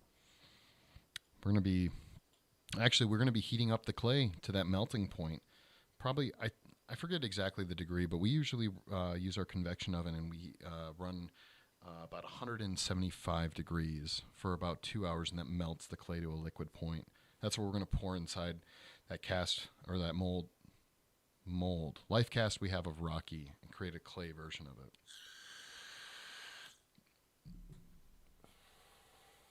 So we can fix it up. Still have some areas we need to fill in. Can you see that in the shadows? We're looking at that more. There's some little gaps. There it is. That's what we want to do. Right about maybe there. Learning where. There it is. That's what's up. Okay. Again, you see this flat part that was already sculpted coming to the area that I thumbed in. So we want to fix that. It'd be pretty awesome if I could actually do that. Maybe like this.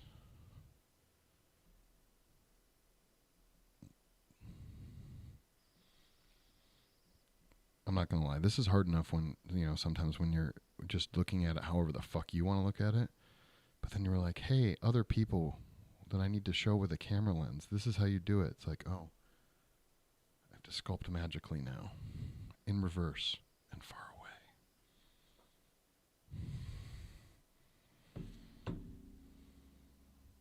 Yeah, then again, that's where I thumbed the clay in.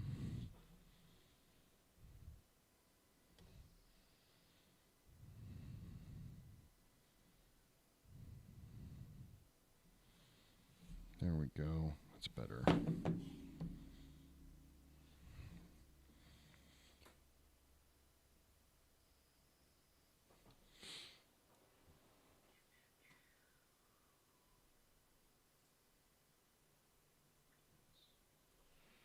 Okay.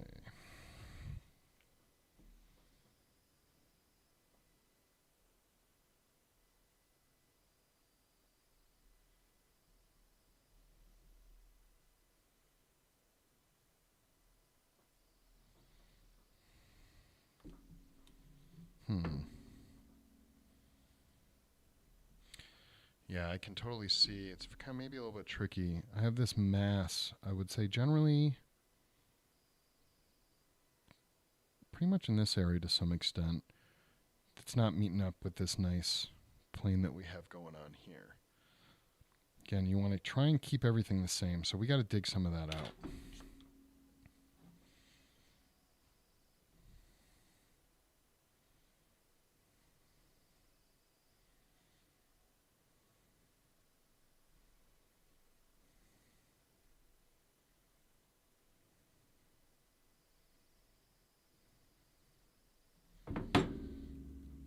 Mission success. I think so anyways.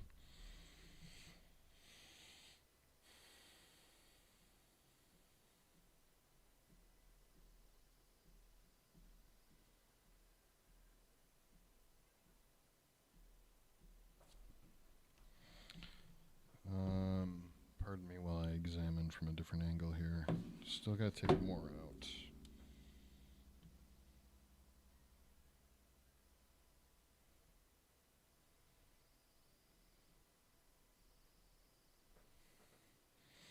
Which also likely means, yeah, this does not have to be as high up either. So, fortunately, I really wish I could put like, what is it? Happy little trees in spots, but I can't. There's no happy little trees in mold making. There's just angry, giant, fucking, I don't know, something that's large and angry and tree-like.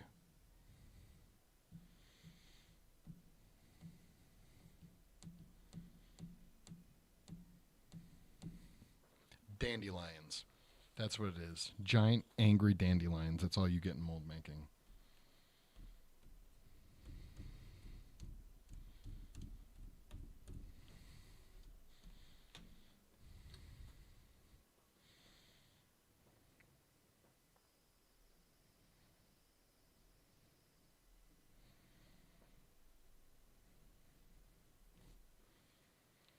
I just realized I'm training someone currently on how to make molds.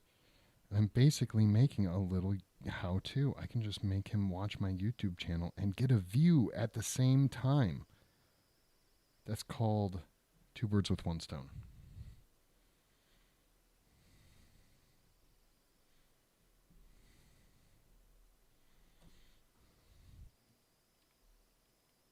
Yeah, we're getting there. We're getting there. I know. I said this wasn't going to take that long. It would be quick. I lied. Maybe a little bit.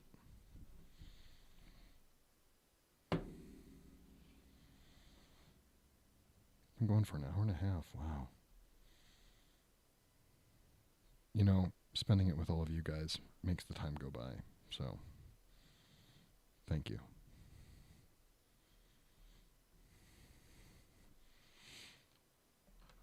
See, this is why. You get phone on your clay. You need to be careful. Don't get phone on your clay.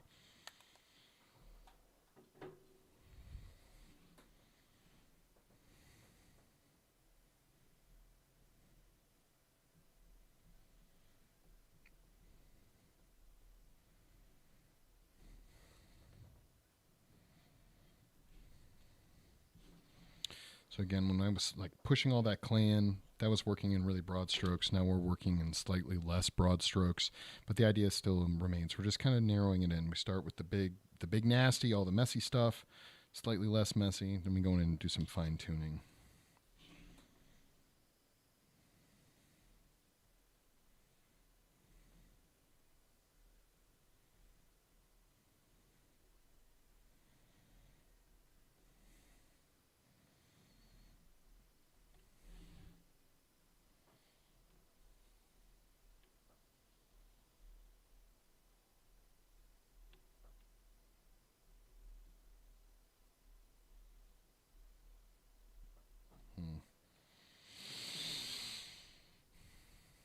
We're getting there.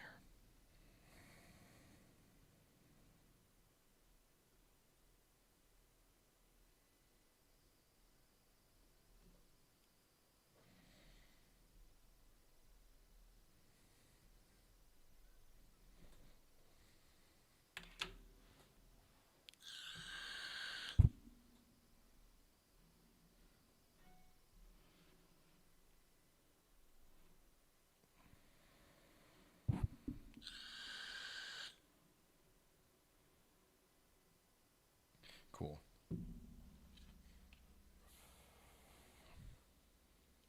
I'm digging it. I'm digging it the most. Okay, let's. Apparently, we have some filling in to do. Yeah, pretty. Yeah, here and here.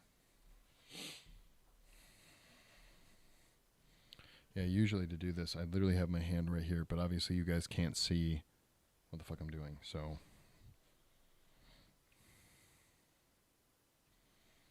I'm going to try and keep my hand out of the way.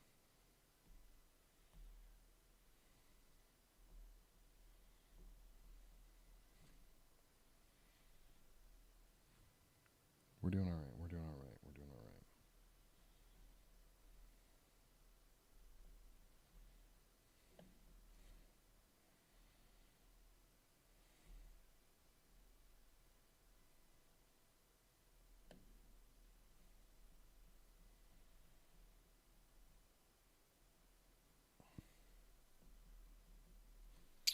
Yeah, you can probably notice there's a lot more here. So I'm going to work on this. I'm missing a tool, though. Yeah, here, I'll take a second to show you guys the mess that is my tools. Okay. at one time or another, I had a reason to have all of these. Here, let me switch over real quick. Camera 2. But yeah, there we go. Look at that. Look at all this mess. There is a reason for every one of these tools. Do I know what every... no. I've made a lot of fucking tools in my time. That's what happens. I only ever use,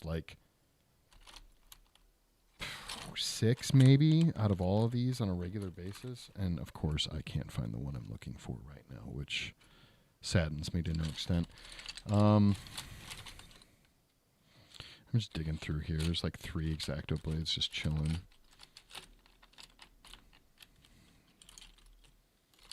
You know what? I wouldn't be surprised if the tool I'm looking for will just say grew legs and walked away recently, which is a sad state of affairs. But you know what? There's always another tool in the sea, okay? Always.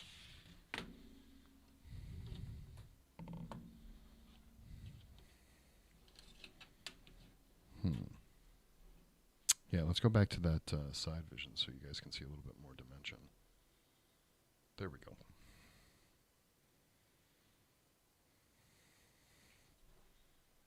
See the best way.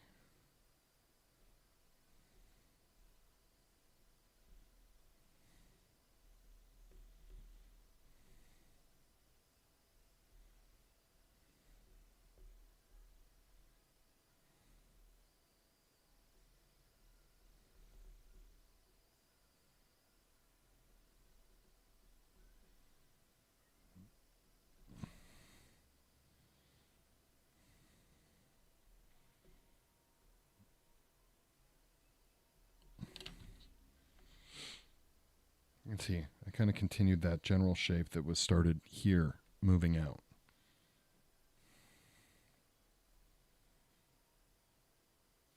Really try not to block this. Ooh, ooh, ooh, ooh. If I do that, we good? We're good.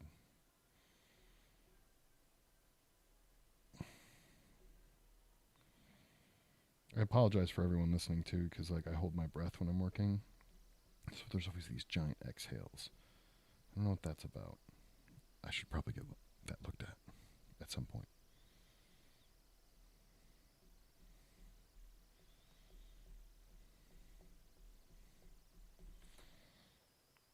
Kind of see again, continued this shape off of here, coming out.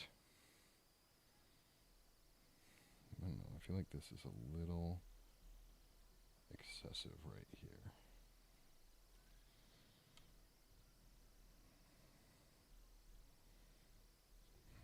So where'd that paintbrush go? In a perfect world, and this is not, but in a perfect world, you'd be able to pretty much run this all along, and it would be touching all the clay. There wouldn't be any low spots, there wouldn't be any high spots. Not always the case, but you want to get as close as you can.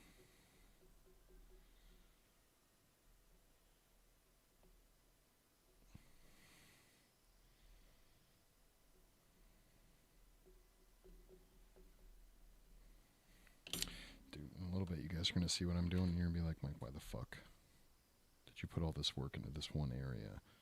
Because I'm going to basically be sculpting over it, which is sad. But I like to have a nice flat area when I start adding things in. So you create the perfect plane, the perfect smooth area, and then you can add your shapes as you desire them in. That could be keys, or in our case, it's going to be pour spouts.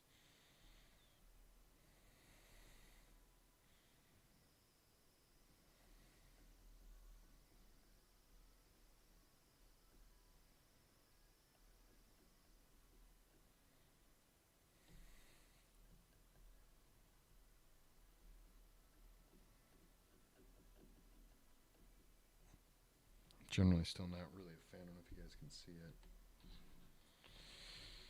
There's still this little fucking gap right there. It's just a very hard, sharp edge. It's hard to keep clay up against.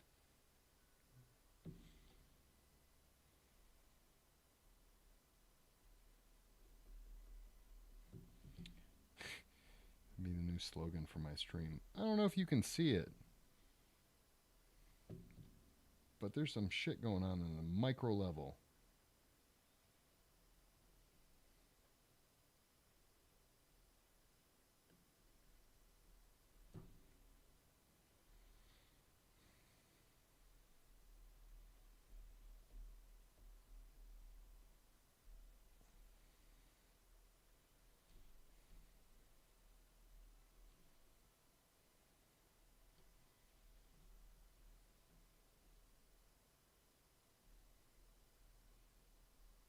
There we go. I got that gap filled now.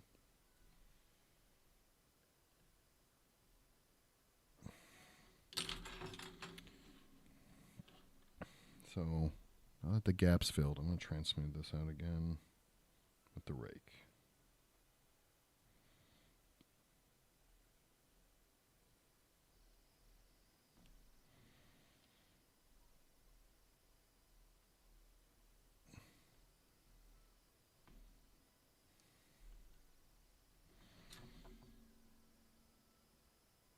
Oh yeah. It's the 1-2 punch right there. We got it.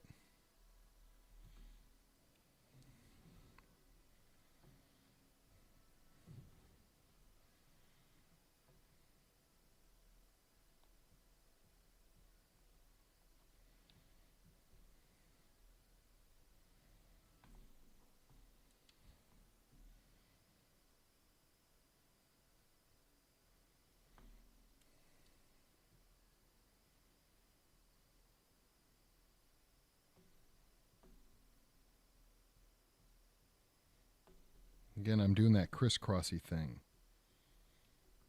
Creating straight lines, they're going to be harder to smooth out later. So if you, with any rake, it doesn't matter if you're using the guitar rake or guitar string rake or the saw rake, you want to try to not just always move in the same pattern. You want to move in like crisscrosses. It's kind of hard to explain why, but it smooths better. It's like why when you sand, right? You don't just sand like this. You don't just go back and forth. You go like this. So that, you know, up and down, like you make circles. So in this, you do crisscrosses. It just works a lot better.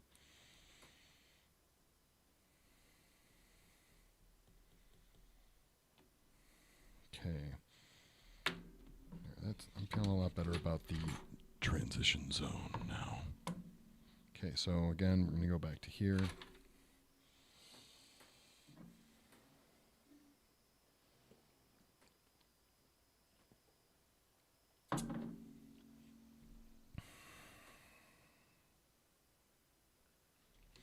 How do I want to show this? Where if I put it right here? You guys can see it a little bit better, maybe? Maybe? I don't know, you may have to forgive me on this one.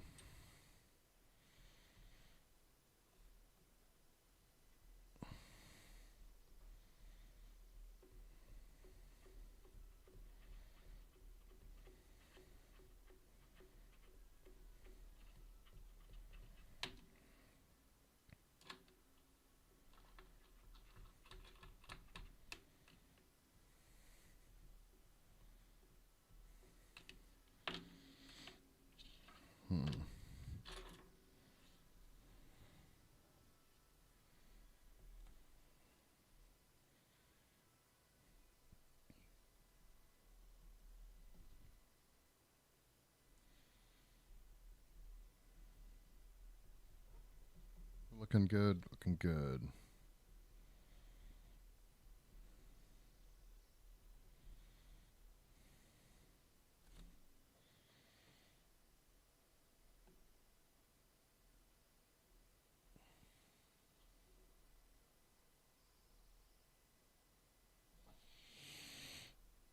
Sorry if my bald head down in the corner just like blinded everyone's eyes.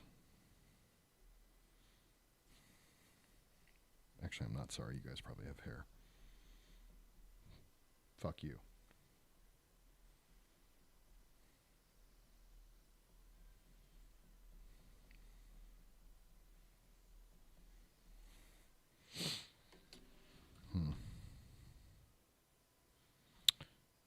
good question. You guys didn't ask it. Why am I working on this weird, you might say, this weird ass fucking angle coming off? I got this one coming straight, right? This one coming off. You know what that's called? That's called a fucking oversight. This should also be traveling like this. I'm just going to put a big old mean dandelion right there. See that? Full circle with the joke I did earlier.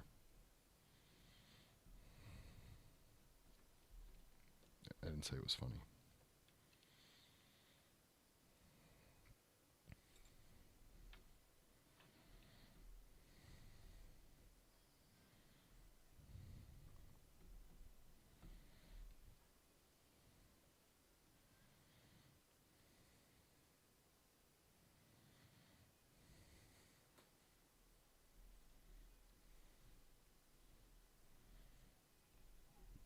I'm sorry, I'm blocking the magic right now. It's just easier to get it in there.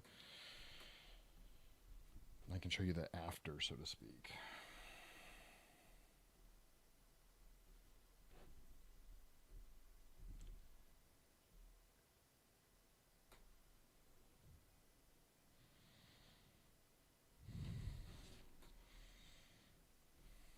Yeah, I don't know what I was thinking bringing it off like that. I mean, I guess I could have. That was my thought. I was going to both come off like that, but then I couldn't because I had this transition zone.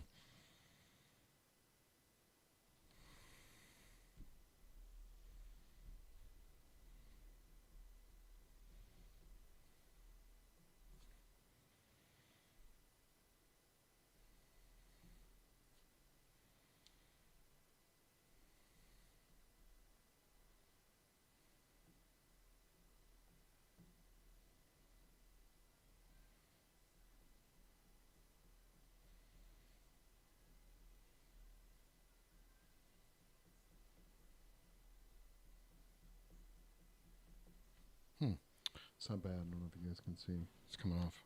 So I can just take this rake now and just blip, blam, boom. Blip, blam, boom. I don't know.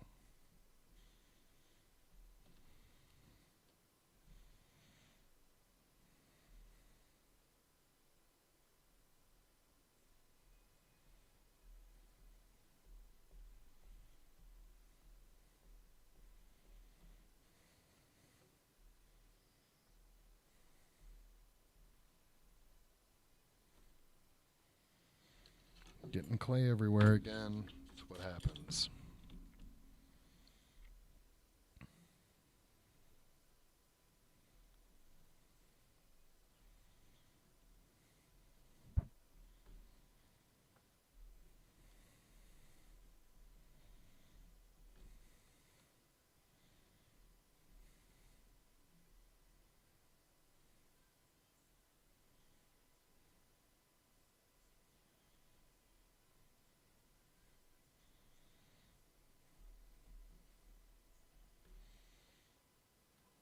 It's going to be a tiny pour spout on these.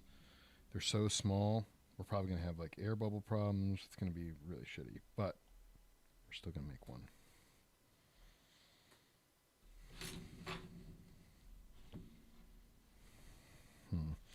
My big problem right now that I'm running into, see if you guys can see it. If I tilt it up, you see it now. Really working at it here. Is this transition zone right here, where I sculpted here, and I needed to meet up with a big chunk of surface that I added over here. It's lower than this right now.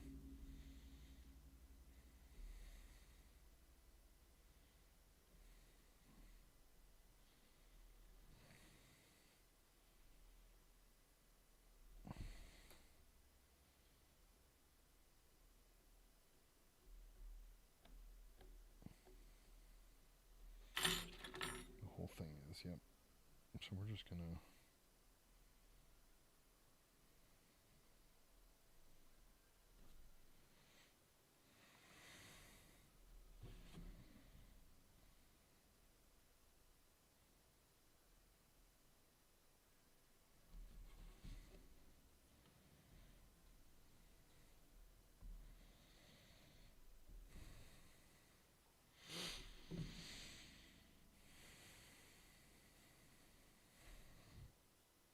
again, this is where it would have been nice to have slabs of clay, so you could have like evenly leveled these up so that even out here was even to be the thickness that it is in here, but it's okay.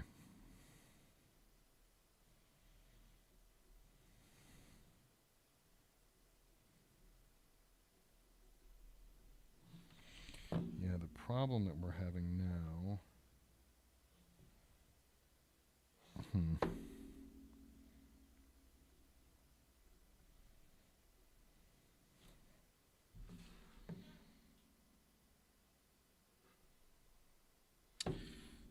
Yeah, I'm trying to think what I'd rather do.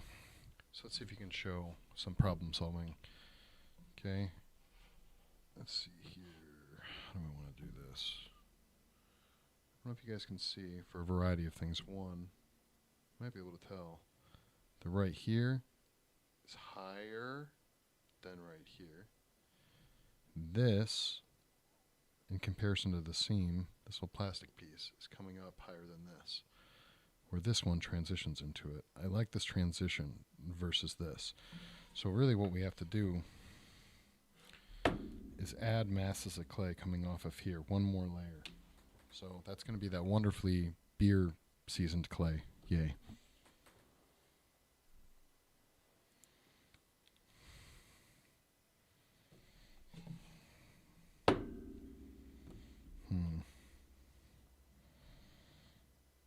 Yeah, that's going to be a problem. I see what's going on there. Okay, hold on.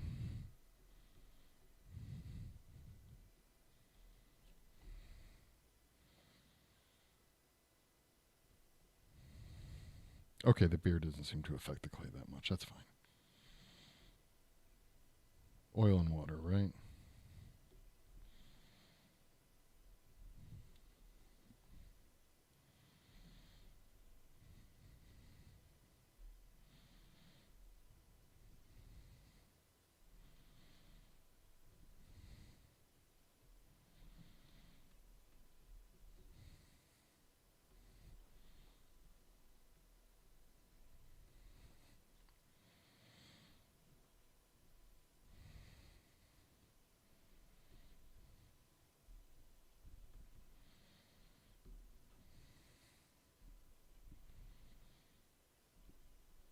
There it goes. Okay, so we're already almost there. Fixing that adjustment.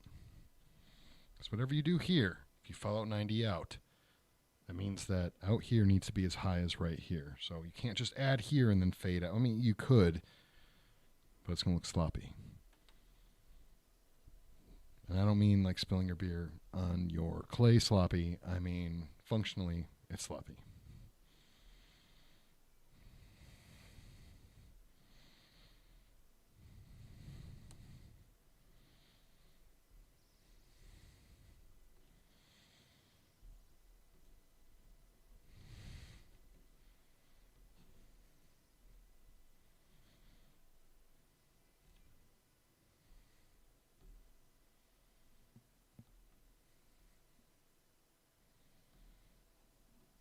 Cool, we've been streaming for 2 hours. Yay. So there's a dozen different tools you can use, but you know, to kind of check, sometimes it's nice to just have a big, very mean, flat, squishy tool. That's what we're going to call this, the big, mean, flat, squishy tool.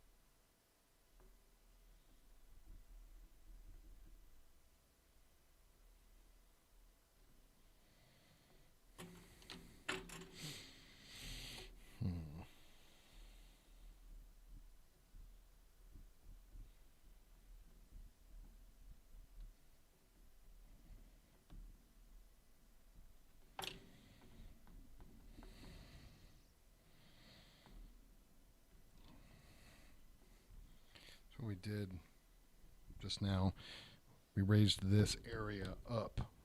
So it should have solved our whole transition problem for here. And let's see. Yep, it did.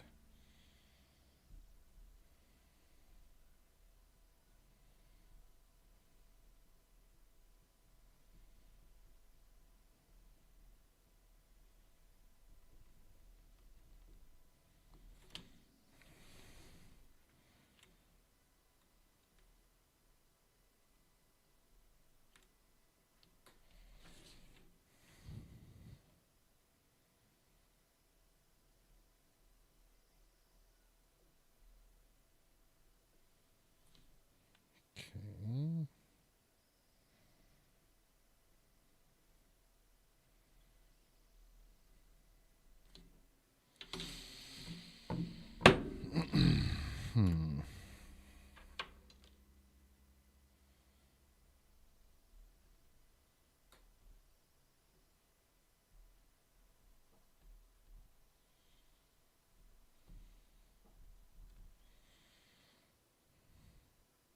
Fascinating. Okay.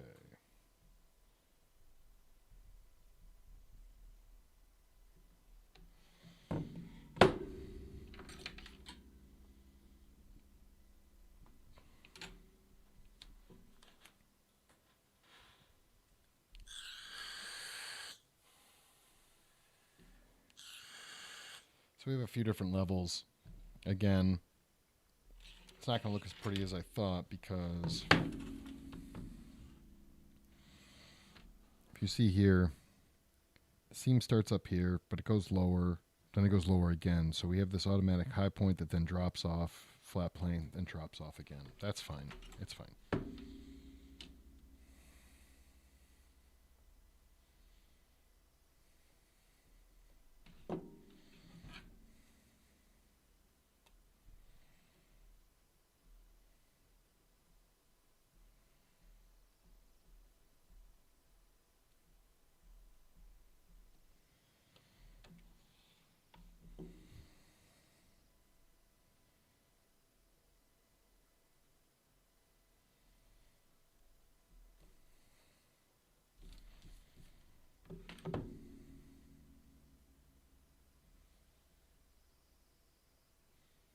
So just trying to create a flat plane right now. Then I can worry about the transition from this flat plane to that flat plane.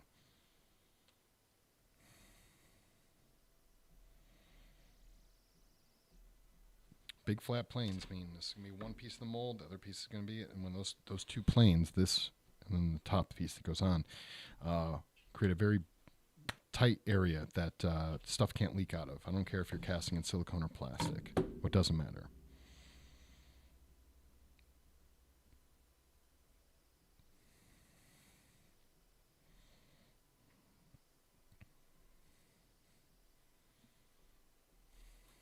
Again, now I'm working on that transition mode. Transition zone.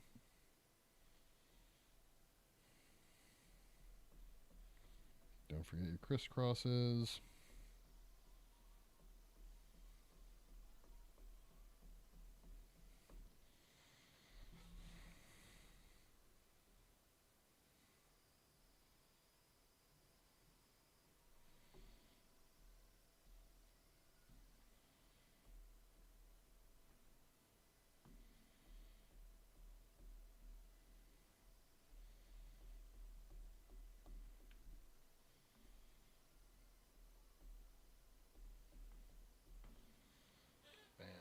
It's already a lot better. There we go.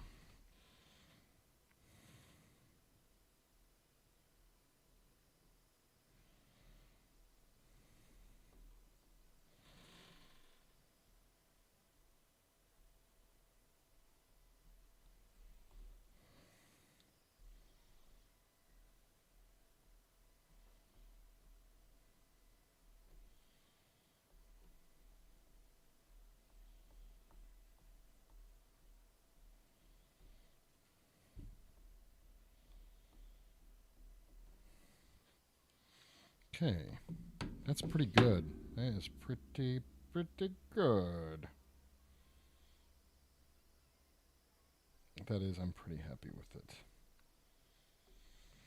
And 90 now coming out here and up here. So it's a win-win. It's a win-win. So for in here, obviously this tool is pretty big. Like it's not going to work great. So there's a couple options. I could either try and use this. Okay. Let's see if I can zoom in, which is pretty much the same version as this, but obviously has a different shape. But this area is pretty smooth. I don't think I have to take quite that 60 grit sandpaper to it. So I'm going to go in with the bass guitar string tool and see what kind of damage I can mess up with this.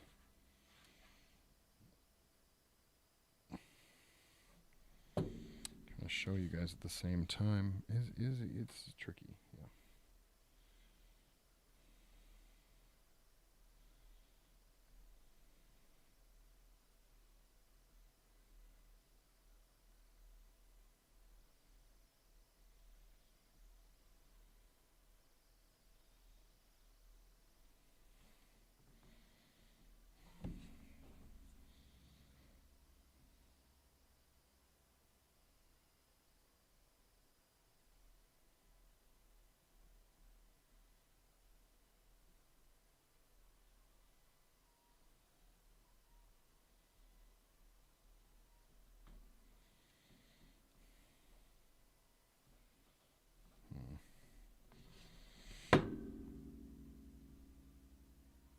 Just like everywhere else, I want that 90 coming off of here. So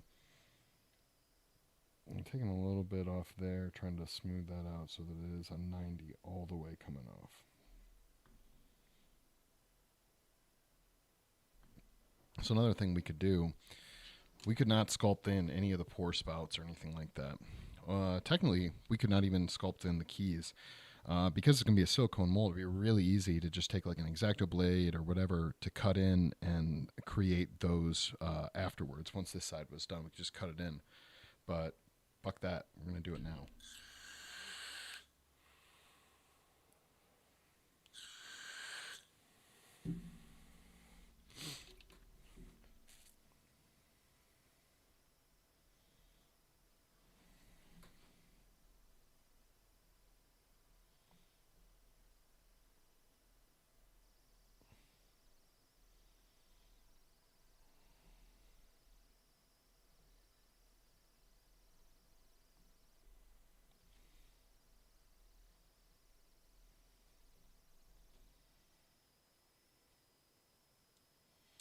I wonder what other tools I have here. Hold on.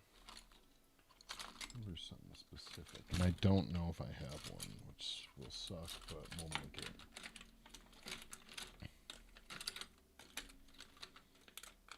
Yeah, okay. I feared the worst. Wish it would. That autofocus just loves my fucking hand. They have, they have auto face focus. They should have auto tool focus.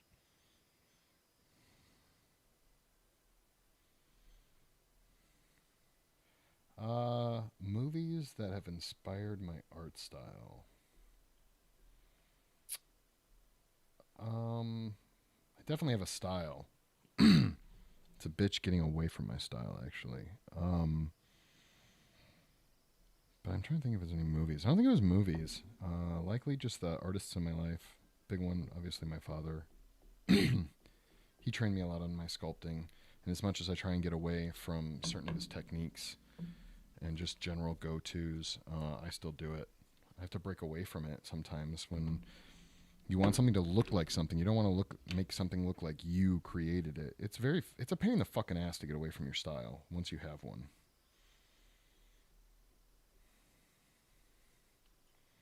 That's why it's good to break out of it. So I wouldn't say there's a movie. There's been plenty of movies that have inspired me to make replicas and things like that, but I wouldn't say any movie that's directly affected my style.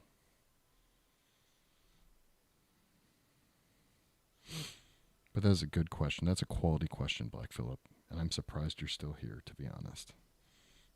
And I appreciate it. Thank you.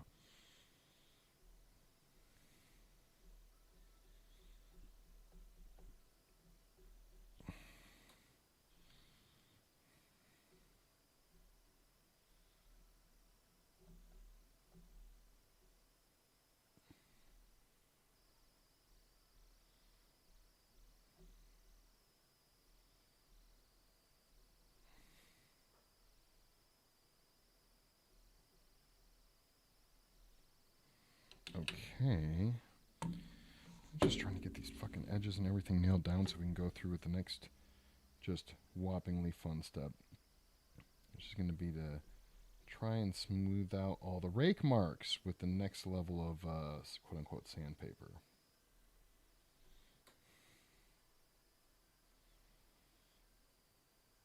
Interestingly enough, I've actually used sandpaper on clay before. If you have a lubricant, like say alcohol or something like that, you can do it. But you want the clay to be pretty hard, which means you either freeze it or just start with a clay. Like again, I think this is called Sculptrix Medium. Medium referring to the hardness of the clay in its normal state, not heated up, basically. So we have another big gap here. I'm just trying to fix this. You can see it's right here. There's a big line.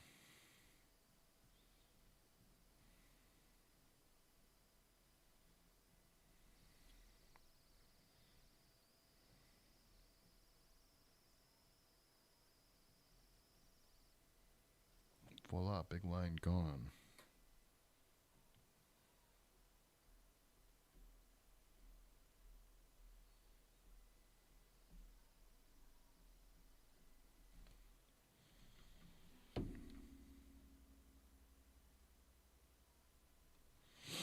Cool. Well, there's that. All right, let's is there any other areas? I think we're good to start. Go ahead. So normally I would have this bass guitar tool.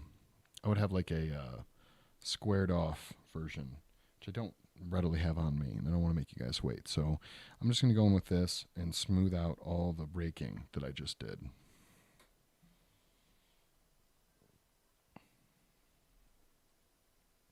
So I'm just basically raking over all the big deep rake marks with this, which is creating very small rake marks. For those of you who don't know, I keep hitting this too.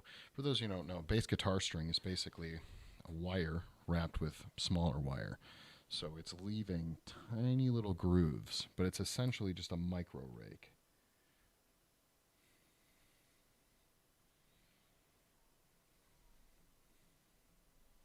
I shouldn't say that for all bass guitars. I'm not familiar with like how stand-up basses are, but like electric bass, that's what I'm referring to.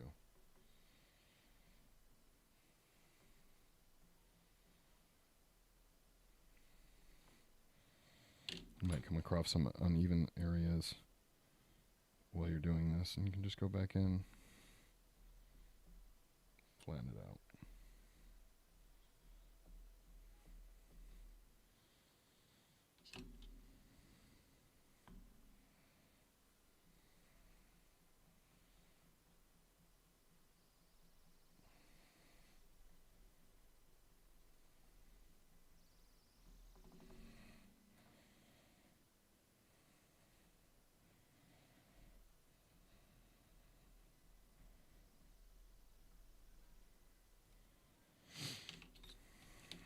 The little clay boogies, they happen everywhere.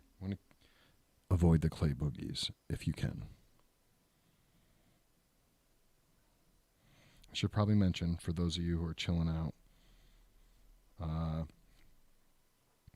I set up a Discord, which is I'm posting all cool work there. I hope other people post work. I encourage everyone on the Discord to post any kind of artwork they like, things that have inspired them, whatever the case may be, their own work. But I'm starting a Discord for all IRL artwork. There's tons of Discords out there for people doing digital artwork, whether it's 3D sculpture or illustration inside like Adobe Illustrator. But I wanted to create a Discord where people can post their IRL, in real life artwork. So if you're watching, you should join it. It's called creatively_cursed. You can join it. I have attachments pretty much, or links pretty much in all my bios, whether it's on YouTube or Facebook, whatever the case may be. Go in there, post your stuff. I got areas for photography. Big fan if you're doing physical photography, i.e. like a dark room, or something like that. But hey, you know what? If you're doing digital, that's fine too.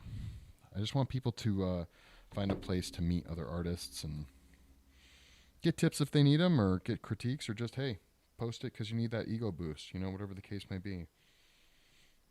It's creatively_cursed. God damn it, we're going to build a community if it kills me. It won't, but it could. You never know.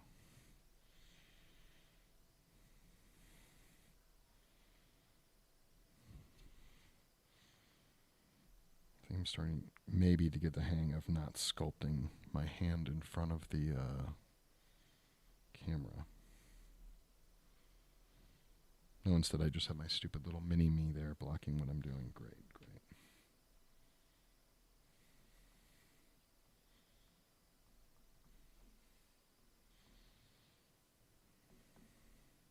So I don't know if you can tell, but we're definitely maybe like this, right? There we go. See how smooth all this is? See how smooth this shit is. And you got all these hard lines here. So this rake is taking away those. And while I'm knocking other shit down.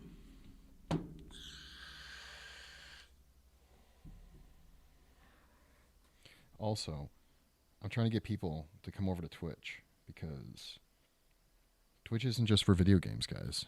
Twitch can be anything. Literally anything. So come find me on Twitch too. Or subscribe to me on YouTube. Apparently I'm also broadcasting there right now, Show some love.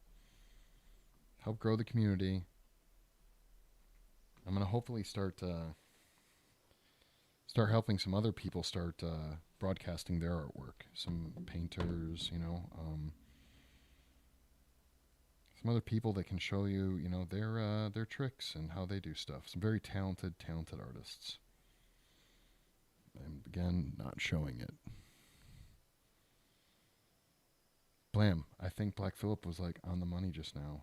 He posted the Discord in the chat.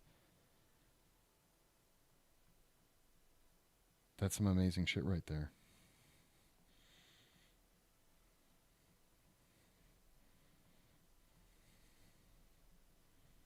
I'm not going to lie. This whole streaming thing, self-promotion is going to be the fucking hardest part about it. I want to self-promote.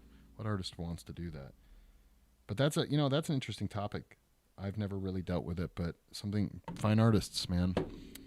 Painters, photographers, people that, have their shit up in galleries. It's all they do. Self-promote. Believe it or not, most of them don't like doing it. It's their least favorite thing to do.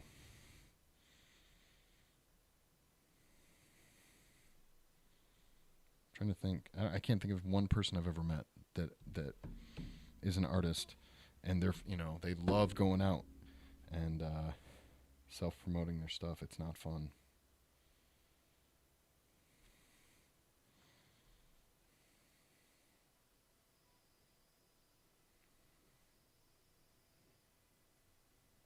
I suppose that's probably true with any trade.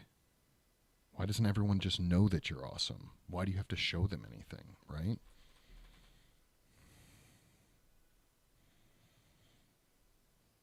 I say that jokingly, but come on. You're awesome, and everyone should know it. Or not. Maybe you're a piece of shit. I don't know. Okay, camera, get with it. Let's autofocus on some shit here.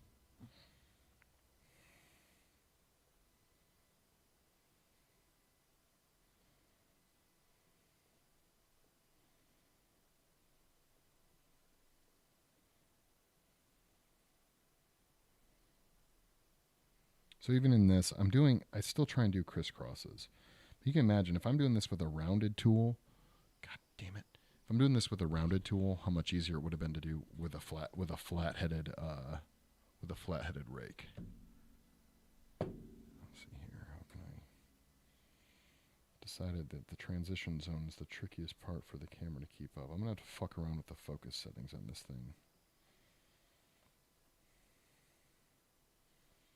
Because spot focus ain't cutting it.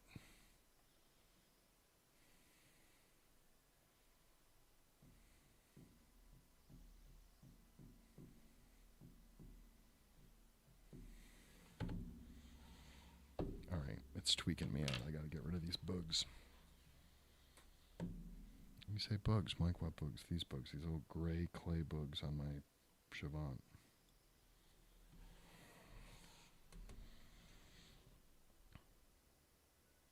Well, also... Okay, here we go. See, it's just like little chunks of the clean clay, or the Sculptex, as Smooth-On calls it. Getting stuck.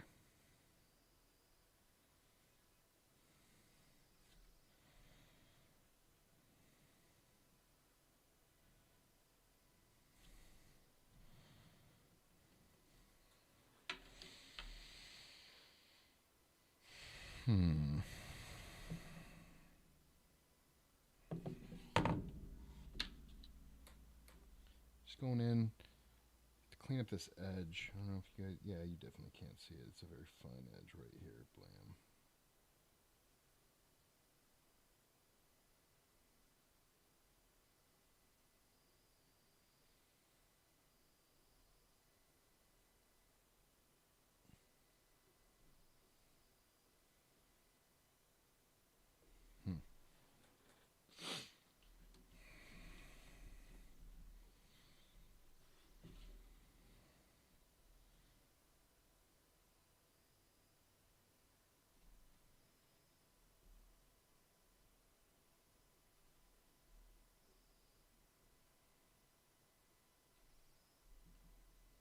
There we go. Okay. That's a lot better. So, going back to the raking, again, bass tool, bass guitar string tool. Very good.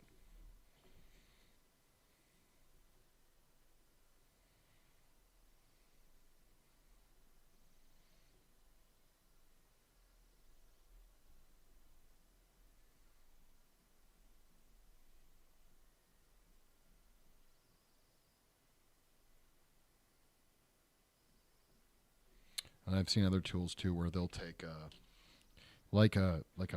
more bulked up version of this, where they'll in other words they'll turn like what if this is like a 400 grit sandpaper into like a 100. They'll take one very thick wire, like baling wire. They'll wrap it around, and then they'll take a very thin wire and just wrap it around a couple of times, and that creates a more of an effect of like the saw rake does. Still takes a lot more away than this does. Making your own tools when it comes to sculpting is not sure if it's a favorite pastime of people that sculpt, as much as it is perhaps a necessary pastime.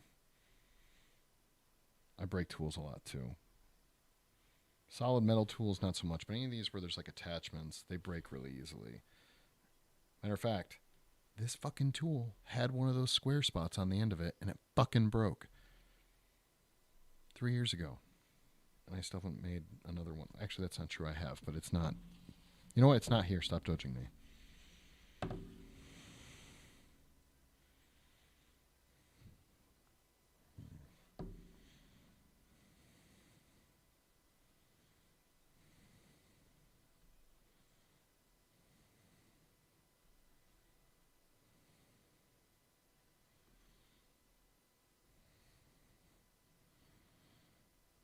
I should have saved like a screenshot of what this looked like even an hour ago.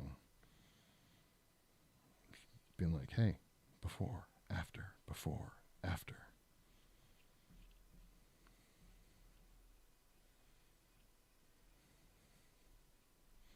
There's something funky going on in this area. I'm just going to kind of clean it up real quick.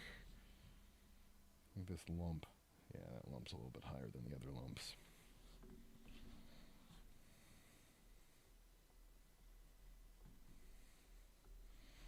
I don't know. What do you guys want to see? If you could see a project being made, what would you want to see being made, start to finish? Sculpture, molding, casting, if it's makeup, applying, like pretty much do anything. I can't guarantee how awesome it'll be, but I can fucking try anything.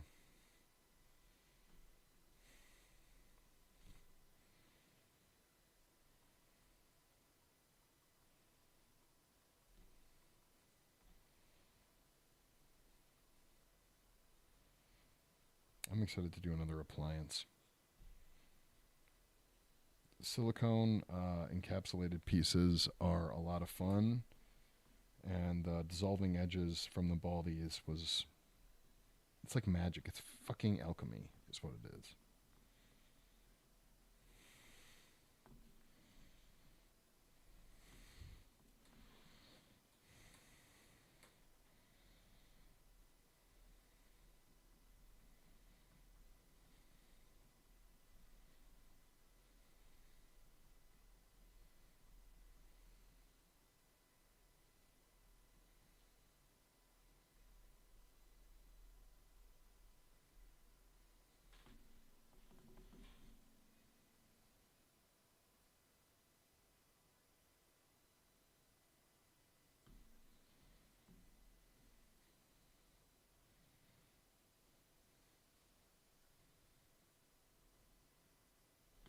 There we go. Look at that.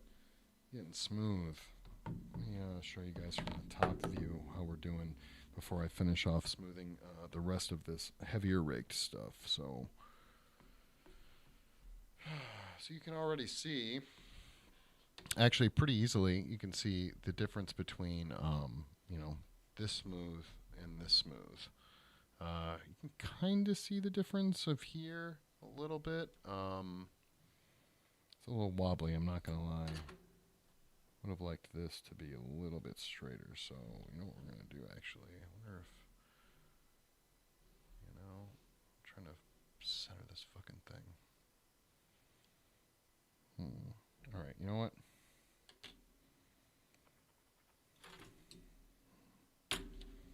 There's a couple of things we can do. Okay, having the camera there for some things is actually really nice. See some perspective on certain things I wouldn't otherwise see.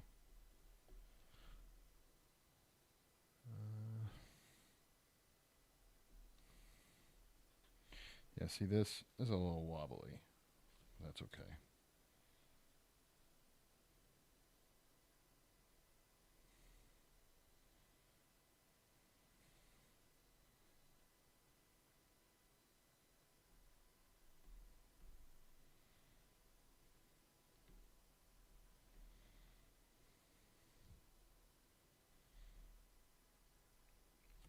This is just the anal retentive coming out, trying to make that line straight. So go back. You'll see I have some fixing up to do just because of what I just did, but it shouldn't take too long here.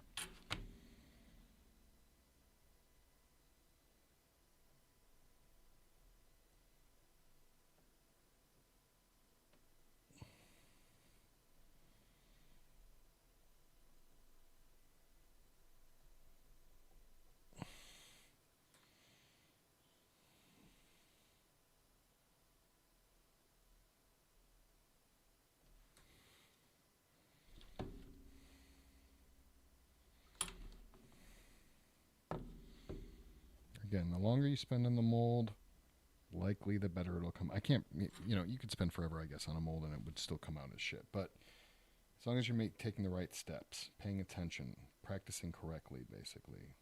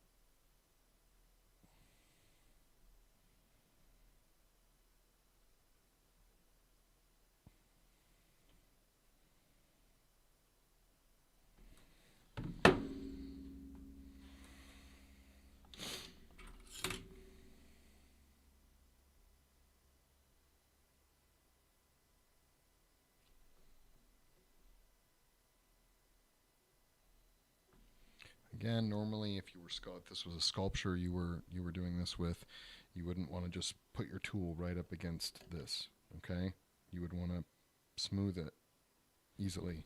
and avoid, like get right up next to it, but not actually touch the sculpture.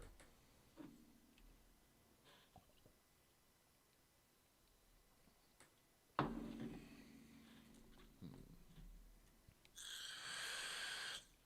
let's switch back up to that top view. Blam! I was able to straighten that out a little bit. It's not as bad as it was. We're doing good. We're doing good. I'm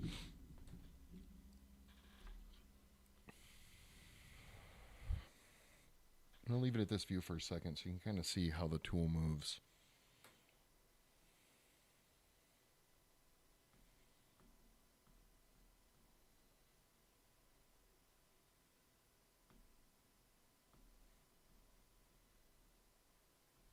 Again, I'm seeing some uneven shit I don't like right here. This lump is higher than that lump. It's not fun.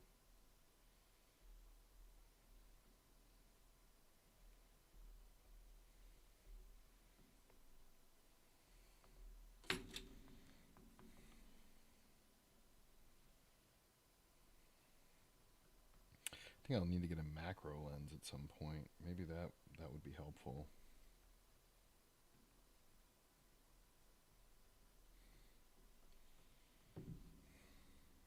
There we go. I'm pushing this a little bit closer to the light so you guys can see a little. Oh, that's not bad at all. There we go. Get it away from that.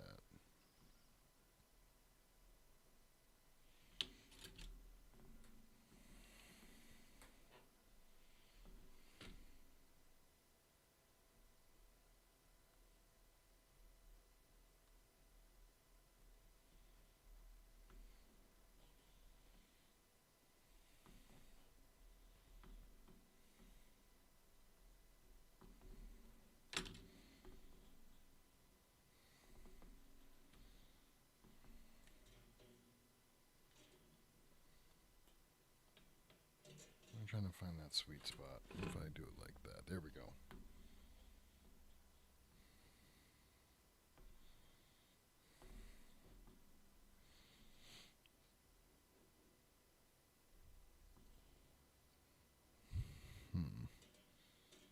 All right, there we go. All right, we're gonna just switch back. There we go.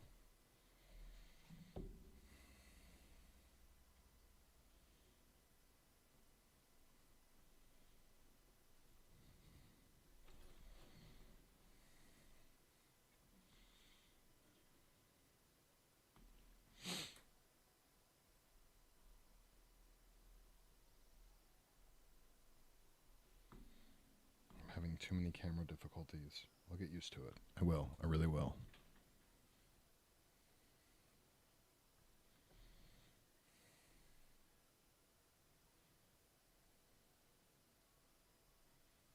That's really smooth. You can look at that. It was just like a couple of strokes. Couple few. Worked out really well.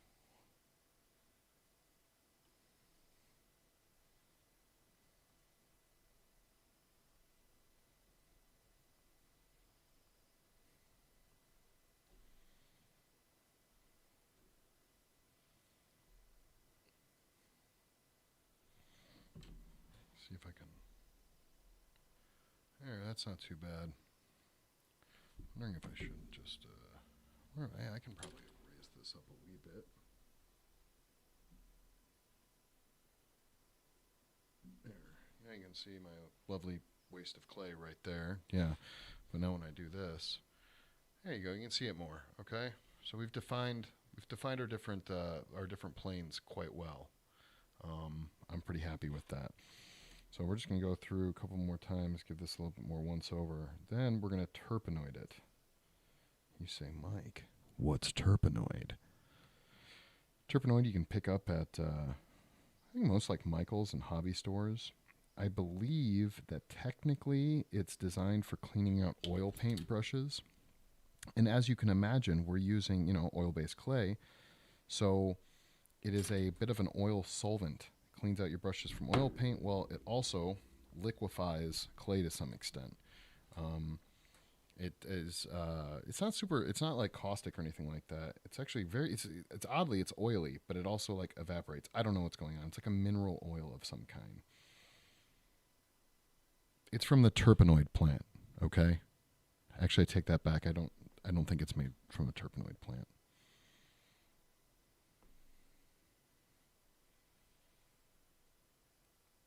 If that was a plant, it was the plant. The plant that got picked on by other plants in high school. The terpenoid. You know what? It's 1,000 degrees in here. I'm fucking hot. Stop giving me such a hard time.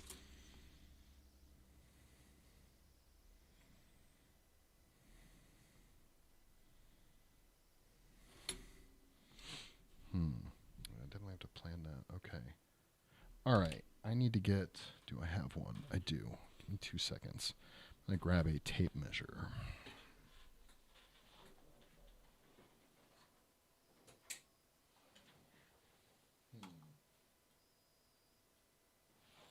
I also need to find some kind of straight edge. Give me a moment.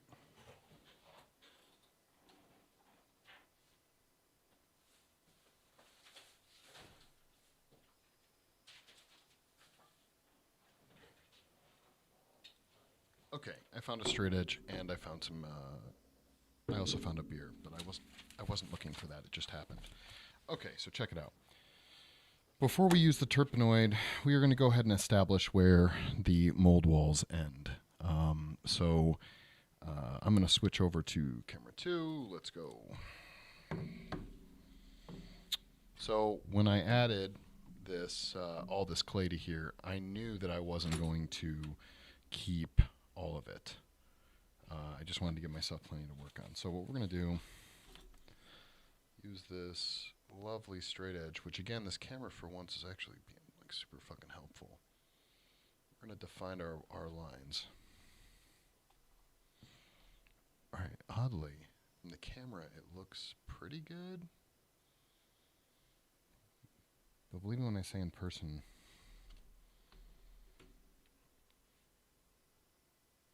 I mean, I guess, okay, fine, whatever.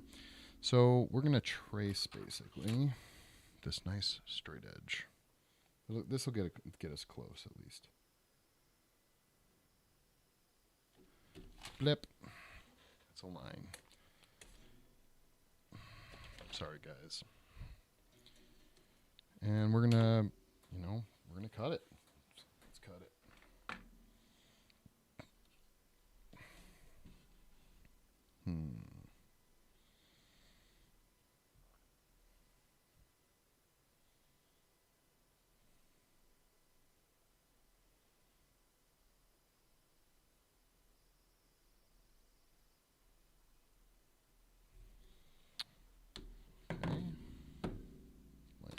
Now, if you remember from earlier,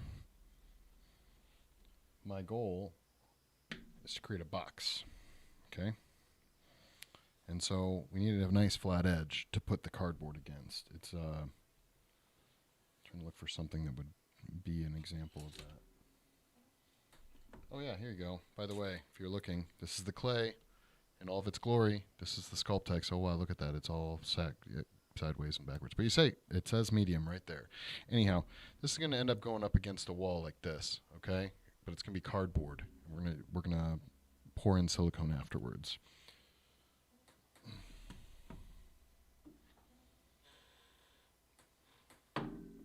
So we need to create generally a square shape that the cardboard can get glued up against. And we'll be using hot glue for that. Well, we're going to do that. I do want to show it. But that's more of an out in our shop kind of thing versus in my office kind of thing. So I have to figure out another way to do it.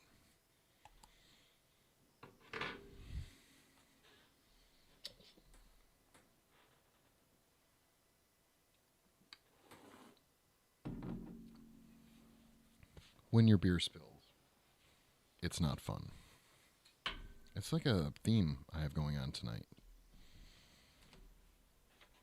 Okay, so next part.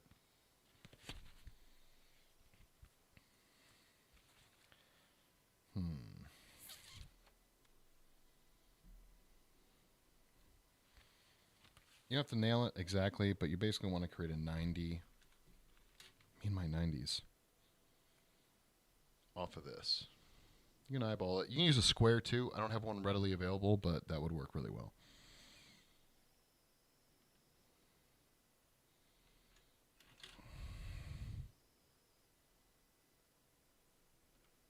I'm going to say that's about right. Or at least close. So we're just going to trace it.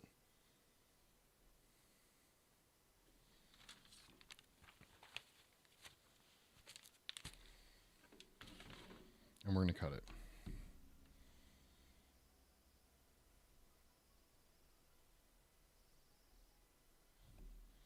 There we go. It's cut.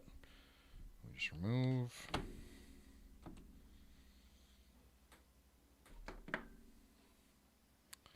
Again, same thing over here.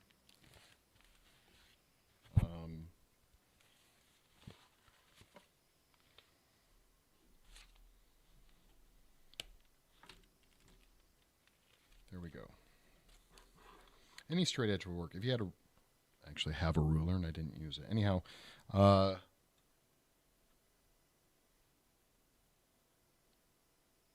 perspective. Remove it a little bit. Right about there, maybe.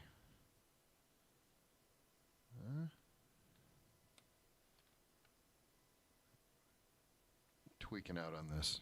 It's a lot of fun.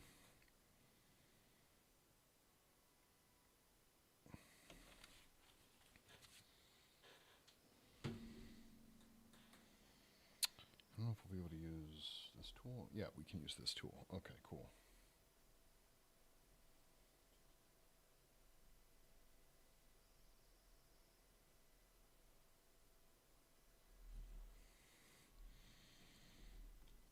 Flip. Square-ish, right? Square-ish. I can put a square in that later when I go to mold the fucking thing, but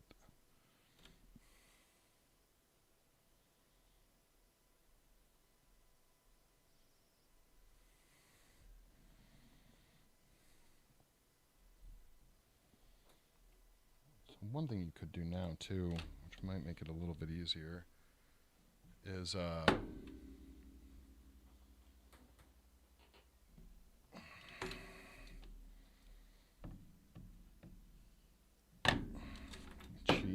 cheat a little bit.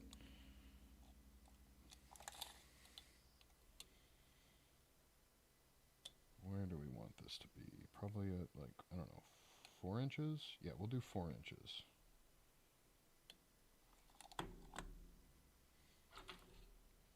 Four inches, blam. Come over here. This will be a little bit closer. It's still not exact. But better than, or maybe better than eyeballing it. Especially this one is going to be a little bit more tricky because we don't have, hold on a second, sorry guys.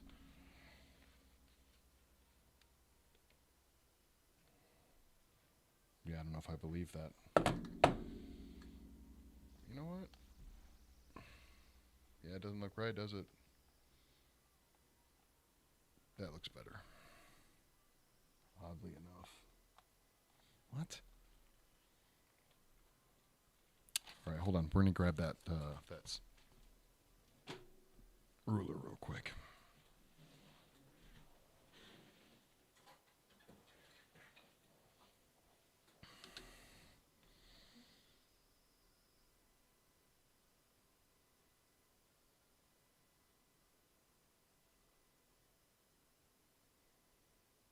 I know. Where did I find such an ancient ruler, you ask? I don't know either. But the thing is old as fuck.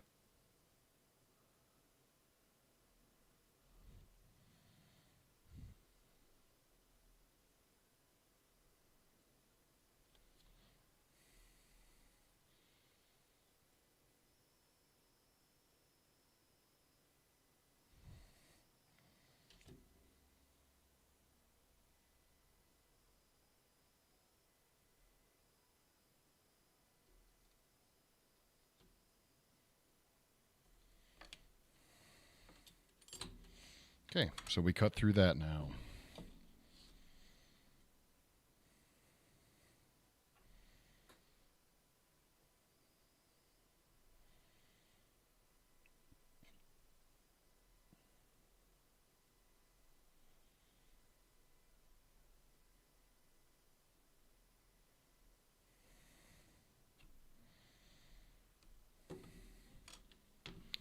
There you have it. See a much cleaner mold, right? That's much cleaner vision of what it's going to be. So, I don't know if we're going to get to making the keys and everything tonight or the pour spouts, but we're going to want to do the terpenoid for sure, because terpenoid will create like an oily surface on this, and we want, when we go to do the keys, to not have to worry about that. So if we do the terpenoid now, it'll be set up before we do the keys later, insofar as it'll have evaporated off the surface. So let's go through. I'm going to switch cameras again. There you go. You guys can kind of see what's going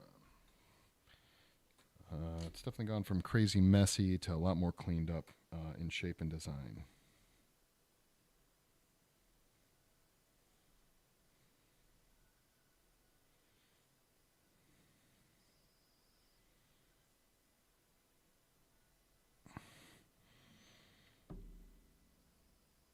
Terpenoid does take down quite a bit, does smooth quite a bit, but it's not your savior. You still want to make sure that a lot of your sculpture is, or your wall is as smooth as you're really going to need to get it on the general things. It will take care of these little lines, you know, from the sculpting tool, but I wouldn't count on it much more than that.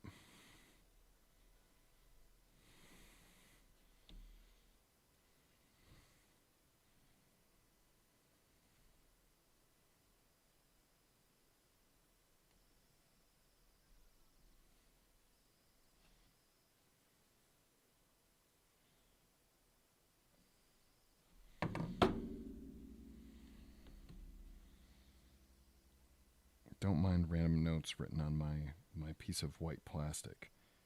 I write on everything. You're lucky I don't have notes on my hand.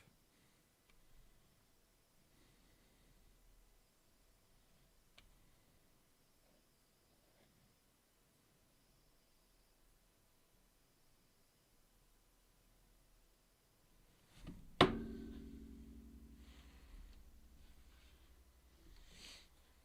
right, we're doing good. We're doing good.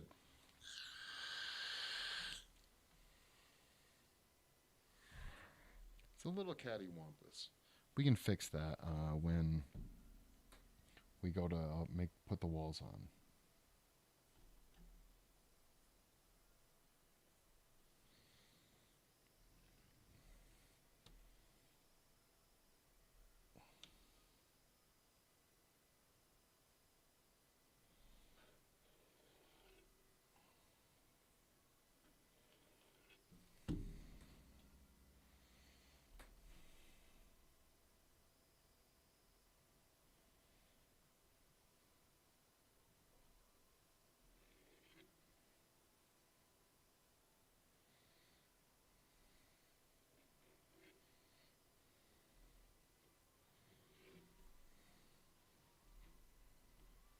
Okay, let's switch it over. Cool.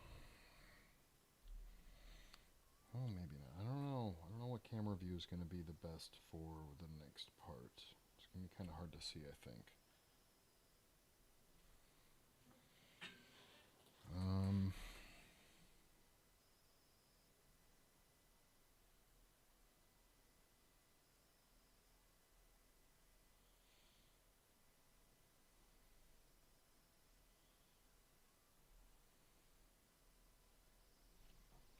Cool. Alrighty. So,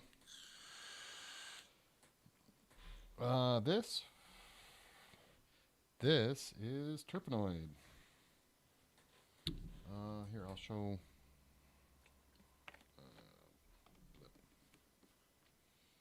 Terpenoid, odorless terpenoid, turpentine substitute. makes it sound scary. It is in fact odorless. I have gotten it on my hands. It doesn't really do much, but for people unfamiliar, I would definitely say go ahead and maybe put on some safety glasses. Don't get it in your eyes. Maybe wear some nitrile gloves. I really don't think it's that bad, but I feel like I would be doing you a wrong service if I didn't say to go ahead and wear protective gear if you're not familiar with it. So, go back.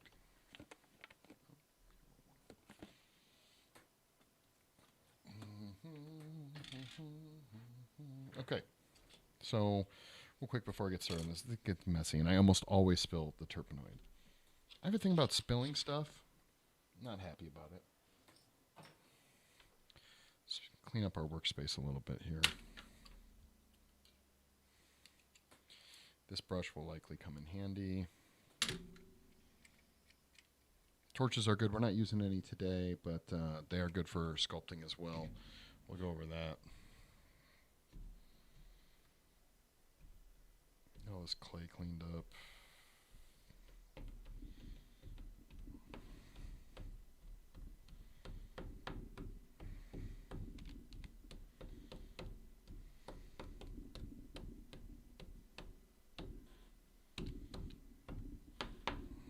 Okay. I almost did it again, but I didn't this time. All right, so go to my ye-old box of many different things and look for different types of paint brushes. Here, this is the bad boy I was looking for right here. So, nice flat one. These are, I believe, they're called oil brushes. They're for oil painting. So the bristles are, they're my favorite kind of brush. But the bristles are soft, but they're also like a nylon or something, so they don't get eaten away by anything. First thing I'm gonna do is just kind of clean it out a little bit. Now, this basically is a solvent that will eat away at the surface of the clay. But it'll eat away the surface of any clay that you have. That includes this clay right here that was attached to this. So we don't want to get too much on that. We want to get it on the clean clay or the Sculptex, as it were. The longer it's on there, the more it eats away at it. So initially when you put it down, not going to do a whole lot. But literally moments later, 15, 30 seconds to a minute, it's going to start activating more and more. So the goal is to kind of keep it moving around. I'm going to try and give you guys a little bit of a better view. That might work. So why don't we put this right here. There you go.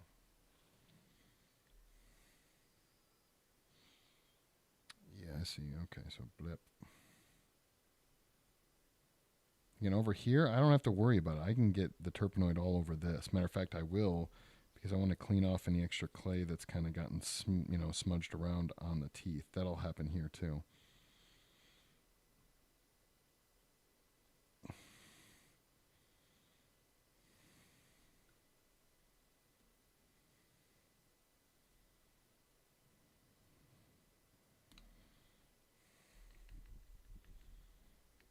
You don't want to go in too heavy. Sometimes I'll just use the wood to kind of wipe off extra. That's what you'll see me do down here.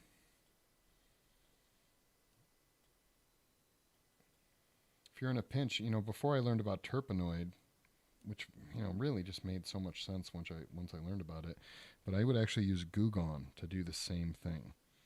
So Goo Gone literally acts the same way. I don't think it flashes off quite as nicely. Like this stuff still takes a little while for it to flash off, but Goo Gone's a little bit rougher. It doesn't go, it doesn't quote unquote dry quite as quickly as terpenoid does.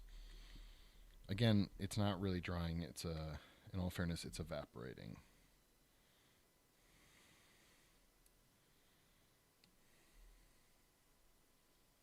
Or absorbing. You know what? I think it's evaporating. Yeah, it's evaporating.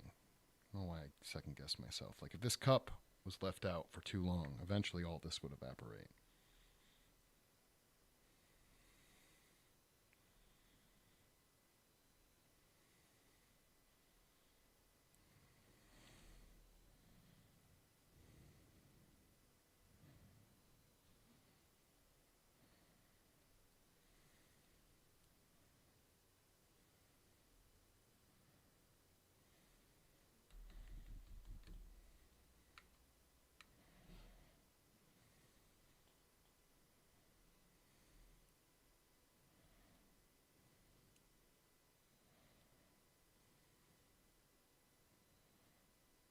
if you're not careful, I'm not going to lie, this totally can get way messier than you ever intended it to.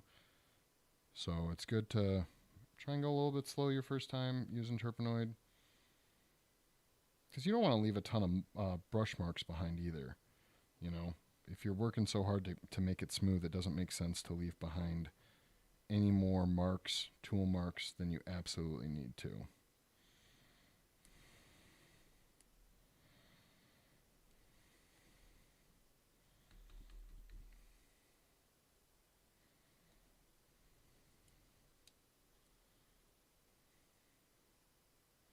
See, I did get it all up over here on this part of the mold, but I'm really avoiding this red clay area. I don't want to activate that clay if I can avoid it. Right around the edges a little bit is okay, but I don't want to mess it up. That's why I tried to stay away from it with sculpting tools. If you can avoid that altogether, that's what you want to do.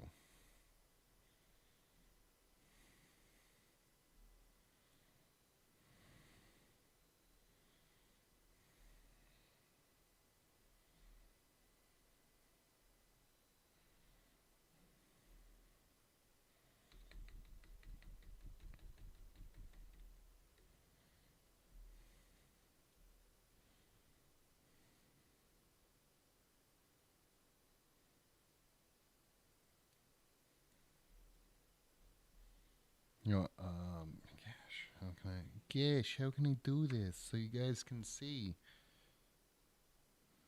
Oh, see, you got a little bit on there. If you get it off pretty quickly, it won't. Especially, this is hard Chivant, so it's pretty beefy clay. Just like every other aspect, just like every other aspect, the clay, because of its nature, is a little bit more resistant to Turpenoid. It's what I call a robust clay.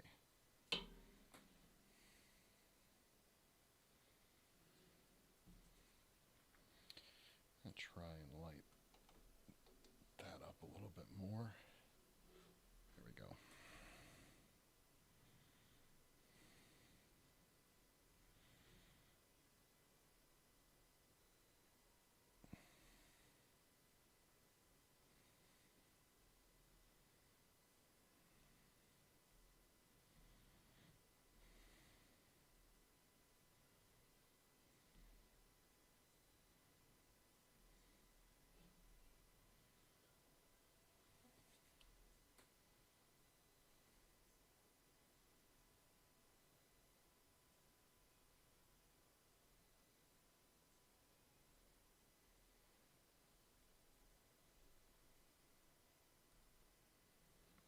Okay. I mean, really. Let's see here if I can kind of center it for you guys. That's pretty much it. That's a lot of what she wrote. I got my nice hard edges around the surface here. Got nice flat surfaces. My transition came out really nicely. I have the dip here. I'm tried to keep my 90s pretty solid across the board. Got the dip here, got a hump here. Tomorrow, or on the next stream, we're going to go in and we're going to add keys. Now, I won't go into it right now, but we're going to be adding keys right here all around it so that there's a place for the two parts of the molds to lock together. I know we talked about not wanting stuff to lock together earlier, but in a controlled setting, you absolutely want it so that the two parts aren't sliding all over. We have some natural keys just due to the nature of the wall right now kind of existing. That's basically this and these weird shapes right here. But that's not going to be enough. We need better, stronger master keys. We're also going to sculpt in some pour spouts. Again, without showing you, it's a little difficult to explain, but we're going to sculpt in half the pour spouts. Basically, this side of the mold's responsibility for the pour spouts. Yeah, that's pretty much it, guys. Overnight, this Turpenoid will evaporate, and I won't have to worry about it. If I touch this right now, it would pick up my fingerprint. Something I don't want to do. I worked real hard to get that wall smooth. So, yeah, here, let's switch, see if I can switch cameras, see if it can show anything better from the top camera or not. Yeah, it doesn't really seem to be doing that very well. Yeah, especially with that. Okay, so lift this up, tilt that. Just don't look down in the corner. Trying to show you guys how it kind of turned out.